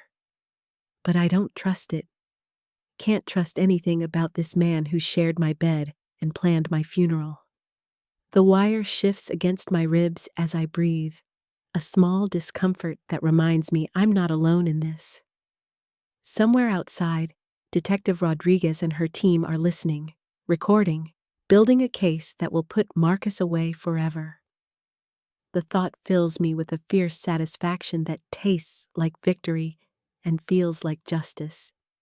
But first, I have to survive until morning, and then the morning after that, and however many mornings it takes to gather enough evidence to destroy the man who tried to destroy me. The scent of bacon still clings to my hands from cooking earlier, mixing with the shea butter I rubbed into my skin before bed. Ordinary smells from an extraordinary night. The night I stopped being prey and started being predator. Marcus shifts beside me, and I feel the mattress dip as he settles deeper into sleep. Or what I hope is sleep. In the darkness, listening to the man who wants me dead breathe beside me. I make myself a promise that has nothing to do with marriage vows and everything to do with survival. I am going to live through this, and when it's over, Marcus is going to learn what it feels like to be the one who's trapped. The morning light creeps through our bedroom curtains like an unwelcome visitor, and I've been awake for hours, listening to Marcus breathe beside me. The wire against my ribs has left a small indent in my skin, a battle scar I'll wear proudly when this is all over. But right now, lying here in the pre-dawn quiet, I'm making calculations that would make my grandmother proud. The same woman who survived Jim Crow by being 3 steps ahead of danger at all times. Marcus stirs, and I feel that familiar tension coil in my stomach. But this morning is different. This morning, I'm not the confused, sick woman he's been slowly murdering. I'm Ella Washington, daughter of Dorothy Washington, granddaughter of Mama Ruth, who never backed down from a fight in her life, and I've got a plan. "Morning, baby," Marcus murmurs, his voice thick with sleep. His hand finds my waist, fingers splaying across the silk of my nightgown, and I have to bite my tongue to keep from recoiling. "How you feeling today?" "Tired," I say, which isn't a lie. My stomach's been churning all night. I feel him tense beside me, that predatory alertness sliding into place like a mask. "You want me to make you some tea? Maybe some toast?" "Tea. Always with the goddamn tea." I wonder how long he's been doing this. Weeks? Months? How many mornings have I thanked him for taking such good care of me while he slowly poisoned me with arsenic or whatever the hell he's been using? "That would be nice," I say, letting gratitude warm my voice. "You're so good to me, Marcus. I don't know what I'd do without you." The words taste like communion wine, sweet and wrong, but I force them out because Detective Rodriguez needs this recording. She needs Marcus to reveal himself completely, and men like him can't resist showing off their cleverness when they think they're winning. Marcus kisses my temple, lips lingering against skin that smells of cocoa butter and determination. "I'll always take care of you, Ella. Always." He slides out of bed, and I listen to his bare feet pad across the hardwood floors my grandmother polished every Saturday for 40 years. The sounds of his morning routine drift back to me: running water, the clink of dishes, the whistle of the kettle. Ordinary sounds that now feel sinister, like a countdown to my execution. But this morning, I'm ready. I slip out of bed and move to my dresser, fingers finding the small digital recorder Detective Rodriguez gave me as backup. The wire is good, but technology fails, and we need redundancy. I slide it into the pocket of my robe, next to my phone where I've already typed out a text message I pray I won't need to send. The smell of Earl Grey drifts upstairs. Bergamot and black tea that used to comfort me, but now makes my skin crawl. I can picture Marcus down there in Mama's kitchen, measuring out poison like he's preparing communion. His face probably wearing that tender expression that fooled me for so long. "Ella!" he calls up. "Your tea's ready?" "Coming," I call back, my voice bright with false cheer. At the top of the stairs, I pause and close my eyes, feeling the weight of every woman in my family who came before me. Mama Ruth, who stared down the clan and lived to tell about it. My mother, who broke barriers in her corporate job when being a black woman in management meant fighting for respect every single day. My sister Denise, who survived her own abusive marriage and came out stronger. I am not going to be the one who breaks that chain of survival. The kitchen feels different this morning, charged with possibility and danger. Marcus stands at the stove with his back to me, stirring something in Mama's good cast iron pot. The same pot where I cooked bacon at 3 a.m, where I first realized I could see him clearly. Sunlight streams through the windows, catching the gold wedding ring on his finger and making it gleam like fool's gold. "Smells good," I say, moving to the table where my teacup waits. The china is delicate, painted with roses that remind me of the ones Mama grew in her garden. How many times have I drunk from this cup while Marcus slowly murdered me? "Made your favorite," he says, turning with a smile that doesn't reach his eyes. "Scrambled eggs with cheese, the way you like them." But I'm not looking at the eggs. I'm watching his hands, the way they move with practiced efficiency. The way he sets the plate down, just so. This is a performance he's perfected over months, maybe years. The caring husband, the devoted caretaker. "You sit down and eat," Marcus says, settling across from me with his own plate. "I'll take care of everything." I lift the teacup to my lips, letting the steam warm my face while my mind races. The liquid smells wrong, not just the bergamot, but something else underneath. Something bitter and chemical that makes my stomach clench with recognition. This is it. This is the moment Detective Rodriguez has been waiting for. "Marcus," I say, setting the cup down without drinking. "I need to tell you something." His fork pauses halfway to his mouth. "What is it, baby?" "I've been thinking about what you said yesterday, about Dr. Patterson."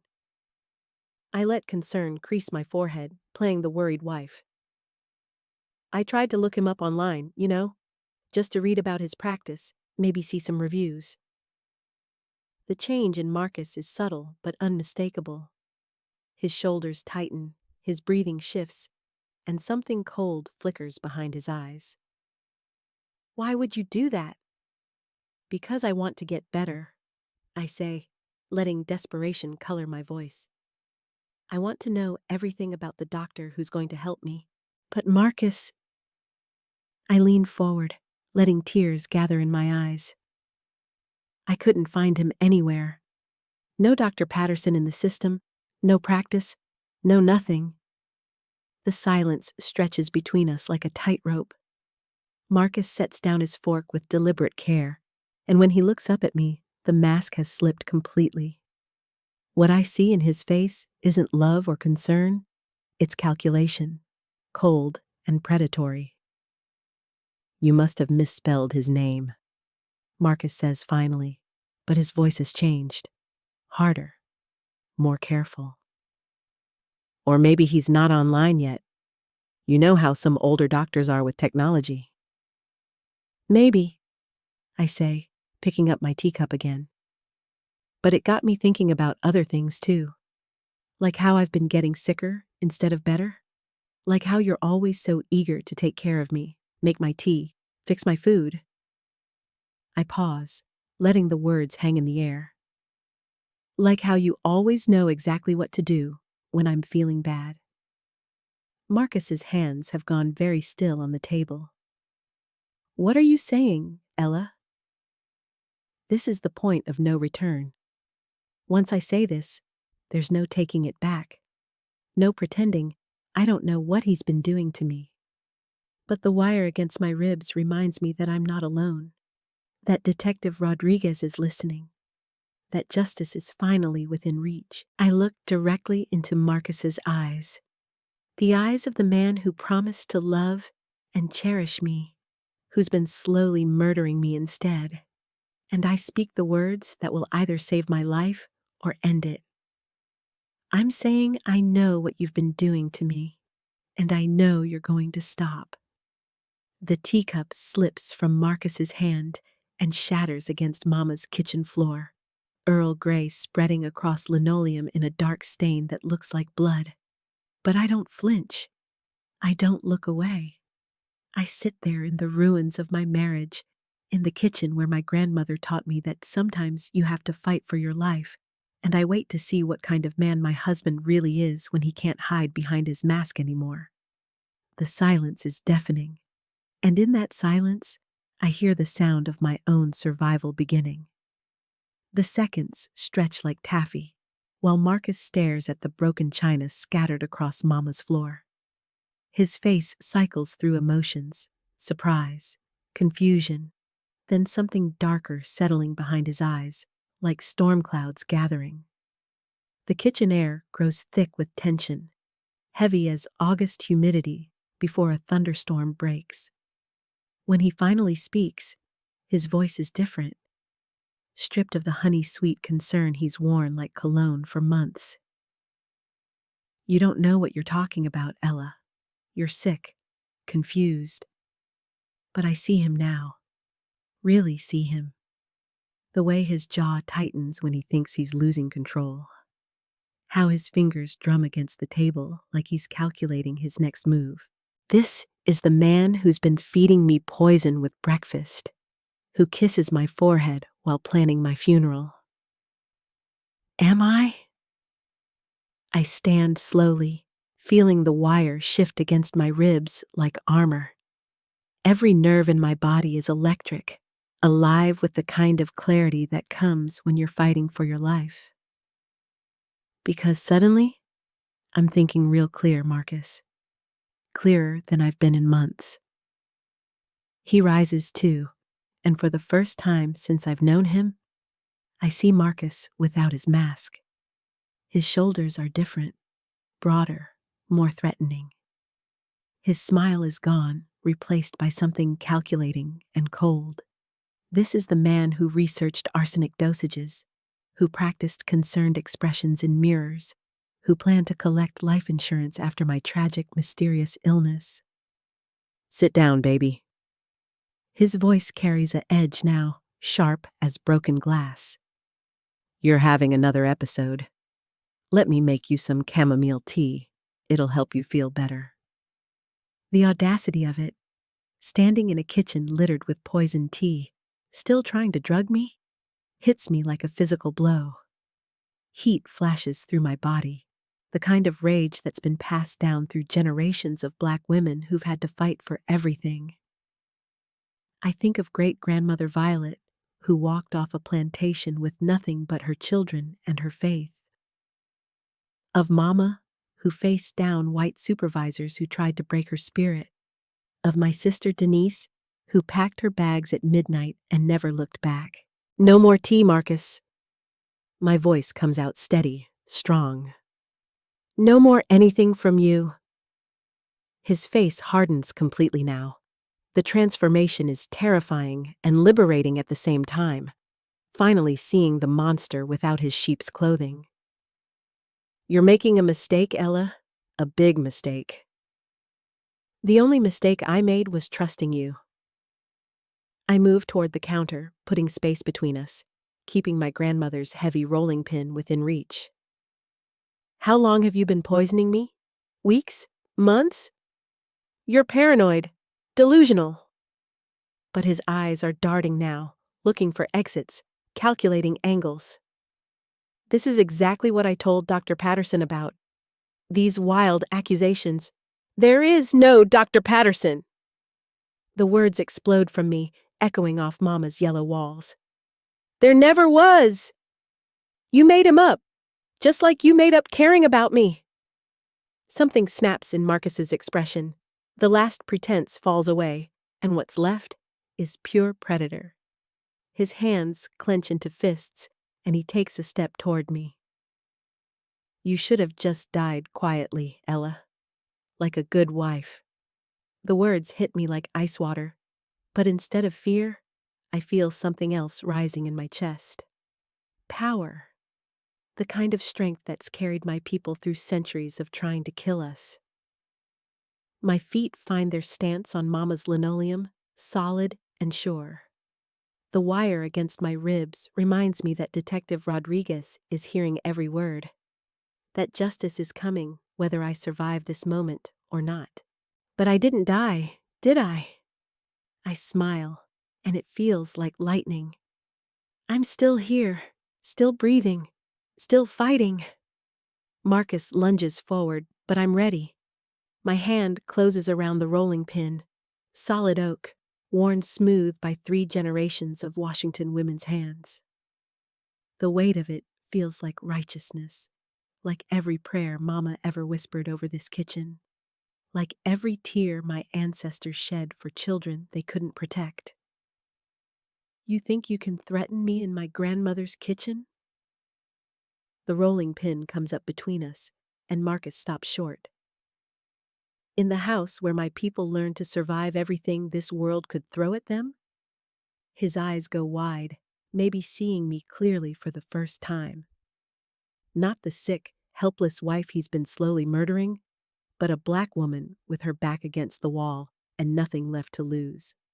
The most dangerous thing in the world. Ella, put that down. You're not thinking straight. I'm thinking straighter than I have in months. My voice carries the authority of Sunday school teachers and church mothers, of women who've buried husbands and raised children and built communities from nothing. You want to know what I'm thinking? I'm thinking about how you held my hair when I was throwing up the poison you fed me. How you rubbed my back while you planned my funeral. How you probably already picked out what suit you'd wear to play the grieving widower. The color drains from his face. Ella, I'm thinking about the life insurance policy you took out on me last year. The one you said was just being responsible. Each word lands like a hammer blow. I'm thinking about how you volunteered to handle all my medical appointments, all my prescriptions. How convenient that was. Marcus's breathing has gone shallow, rapid. Sweat beads on his forehead despite the morning coolness. He's realizing his perfect plan is unraveling, that his victim has become his judge. And you know what else I'm thinking? I step forward now, claiming my space, my power, my right to exist in this world. I'm thinking about my nephew's graduation next month, my cousin's wedding in the fall, Sunday dinners with my family for the next 30 years. All the things you tried to steal from me. The kitchen fills with the sound of sirens in the distance, growing closer. Marcus's head snaps toward the window, understanding flooding his face. You called the police. I didn't have to. I touch my ribs where the wire rests against my skin. They've been listening to every word, every lie, every threat. The look of absolute defeat that crosses his face is beautiful. The predator realizing he's become prey. The hunter finding himself in someone else's trap. His shoulders slump, and for a moment, he looks exactly like what he is. A small, pathetic man who thought he could erase a black woman and get away with it. The sirens are on my street now, car doors slamming, heavy boots on my front porch. Marcus looks around Mama's kitchen like he's seeing it for the first time. The family photos on the refrigerator. The church bulletins pinned to the corkboard. The evidence of a life lived fully and loved deeply. A life he tried to steal. "They're going to believe me," he says desperately, one last attempt at manipulation. "I'm your husband. I love you. Who's going to believe? Everyone?" Detective Rodriguez's voice cuts through his words as she appears in the doorway, badge raised, backup officers behind her. "Everyone's going to believe the recording of you threatening your wife after months of poisoning her." I set the rolling pin down on Mama's counter, my hands steady as river stones. The wire against my ribs has done its job. Justice has arrived in my grandmother's kitchen, served up with the morning light and the sound of handcuffs clicking closed.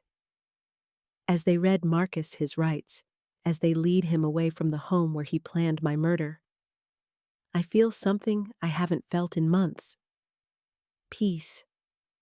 The kind that comes from surviving, from fighting back, from refusing to become another statistic. I am Ella Washington, daughter of warriors, granddaughter of survivors, and I am still here. The house feels different with Marcus gone, lighter somehow, like a weight I didn't know I was carrying has lifted from the very walls. Detective Rodriguez sits across from me at Mama's kitchen table, her notepad closed, her voice gentle as she explains what comes next. The wire lies coiled on the counter like a shed skin, having done its job of capturing every poisonous word.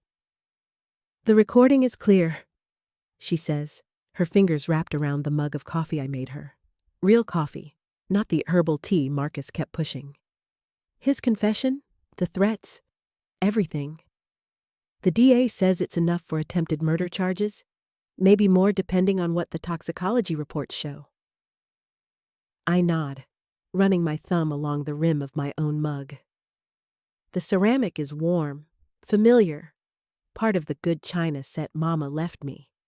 The one with tiny blue flowers that always reminded her of her mother's garden in Alabama.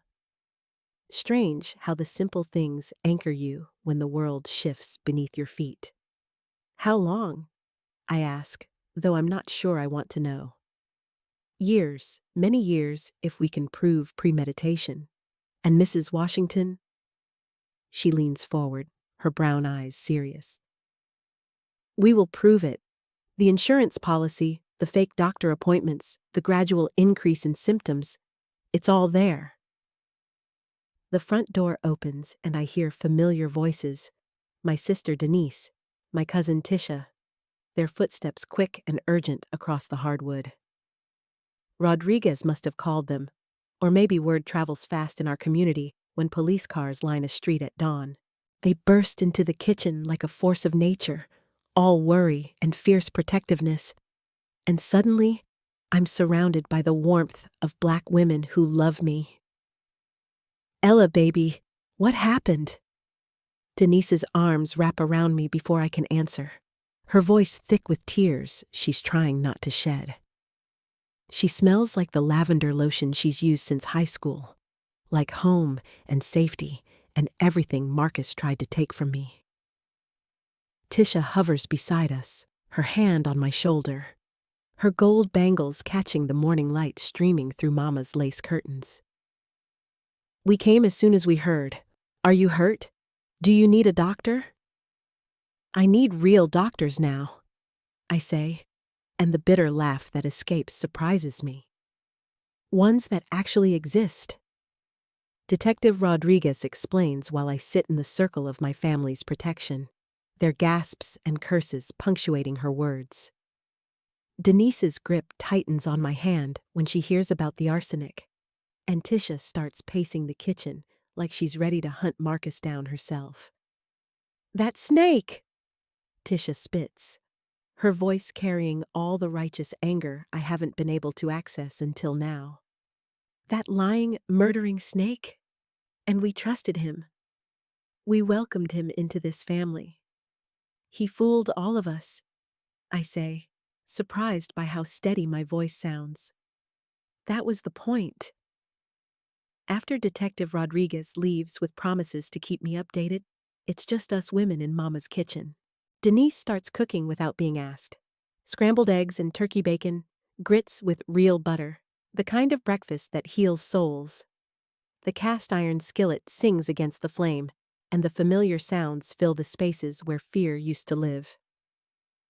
"You don't have to take care of me," I tell her, but she waves me off.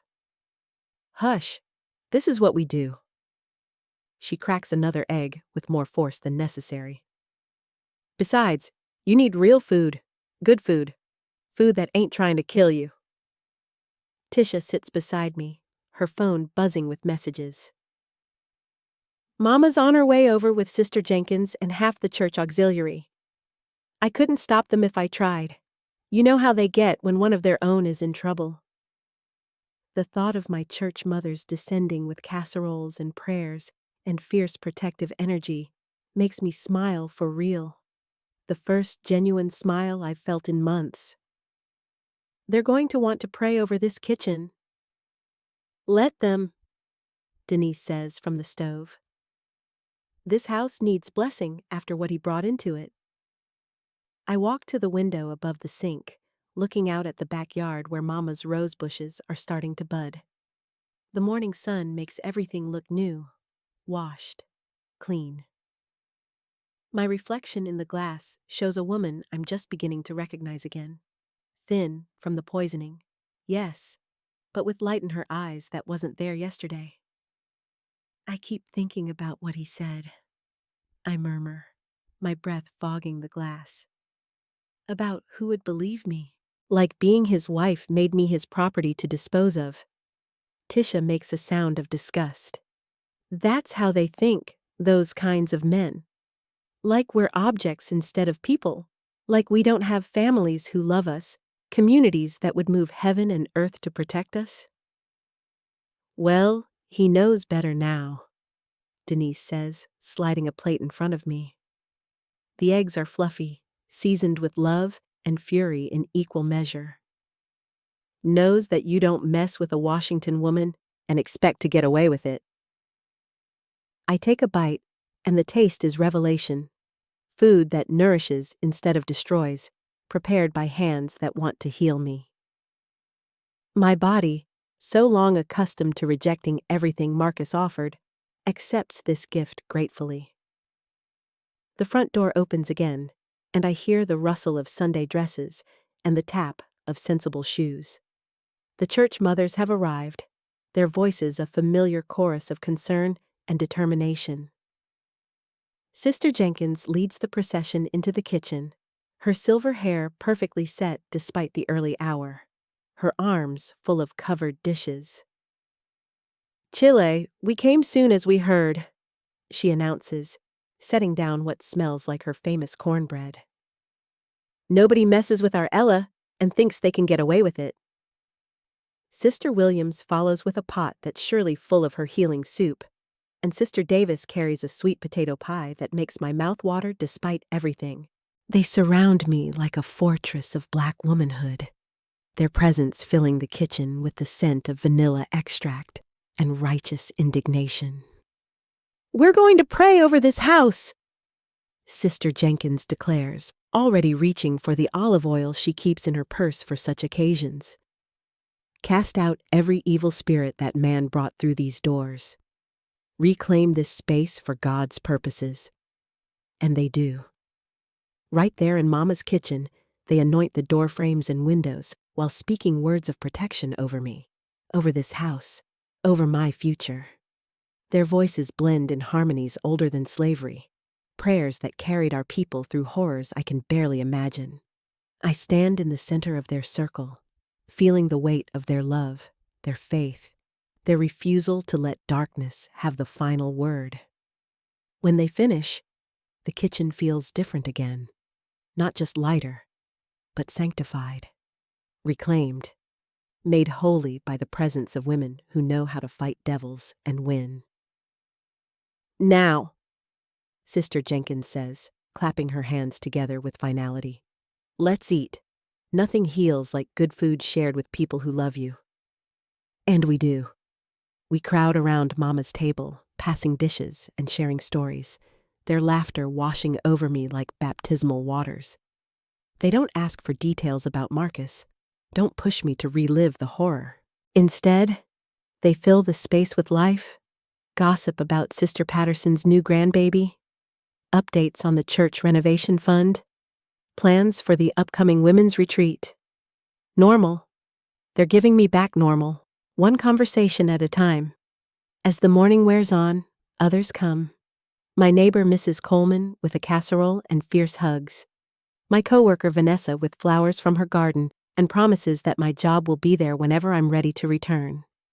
My hairstylist Monica with offers to fix my hair when I'm feeling up to it.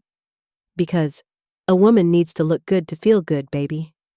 Each visitor brings something: food, flowers, prayers, presents. But more than that, they bring proof that I was never as alone as Marcus wanted me to believe.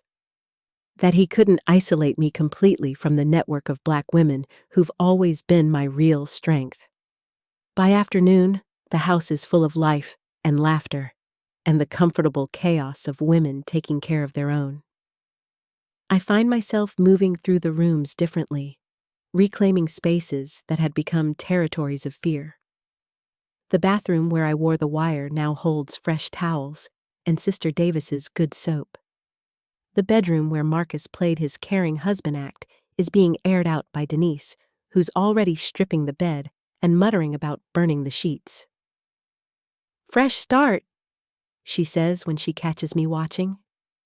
"Knew everything. That man doesn't get to leave his mark on a single corner of this house." In the late afternoon, when most of the visitors have gone home with promises to check on me tomorrow and the next day and every day until I'm strong again, I sit on Mama's front porch with Denise and Tisha. The sun is setting, painting the sky in shades of orange and pink that remind me why I love this neighborhood, this life Marcus tried to steal. "You going to be okay staying here tonight?" Denise asks, worry creeping into her voice. "I think so. And I mean it. The house feels like mine again, blessed and protected by the prayers of righteous women. Besides, I can't let him run me out of Mama's house. She'd come back and haunt us both." Tisha laughs, the sound bright as wind chimes. "You know she would. Remember how she used to say, 'A Washington woman doesn't run from trouble. She makes trouble run from her.' She was right." I rock slowly in the swing Marcus bought me for our anniversary. The one gift from him I might actually keep, since it was probably the only thing he gave me that wasn't designed to hurt me. I'm not running anywhere. This is my home, my life, my choice. The streetlights flicker on as dusk deepens, and I can see lights in kitchen windows up and down the block. Other families gathering for dinner, living the ordinary blessed life Marcus tried to rob from me. Tomorrow, I'll start the long process of healing, of rebuilding my strength, of learning to trust my own body again. There will be court dates and testimony, questions from lawyers, and probably therapy to work through the trauma of being slowly murdered by someone I loved. But tonight, I'm alive. I'm free. I'm surrounded by the love of women who refused to let me disappear. The wire is gone from my ribs, but I can still feel its ghost. Not the weight of surveillance, but the memory of fighting back, of refusing to be another statistic, another Black woman whose death would be explained away by a man's lies. I am Ella Washington, granddaughter of Alabama cotton pickers, daughter of a woman who cleaned other people's houses to send her children to college. I carry their strength in my bones, their refusal to surrender in my blood. Marcus thought he could poison that legacy out of me, but he was wrong. Some things can't be killed. Love, faith, the fierce protective power of Black women who know how to survive anything this world throws at them. As the last light fades from the sky, I close my eyes and listen to the sounds of my neighborhood coming alive. Children playing in backyards, families calling each other to dinner. The distant sound of gospel music drifting from someone's radio. This is what Marcus tried to silence forever. This is what I fought to keep, and I won. In the morning, I'll make coffee in Mama's kitchen using her good china cups. I'll water her rose bushes and maybe plant some new flowers in the beds Marcus never cared about. I'll call Detective Rodriguez for updates and probably cry a little when the full weight of what almost happened hits me again. But I'll be here to do all of that. Here in the house where my grandmother taught me that Washington women don't break, we bend. We survive. We thrive. The porch swing creaks gently as I rock, and somewhere in the distance, church bells chime the hour. 8 o'clock on a Thursday evening that feels like the first day of the rest of my life. I am still here, still breathing, still fighting, still winning.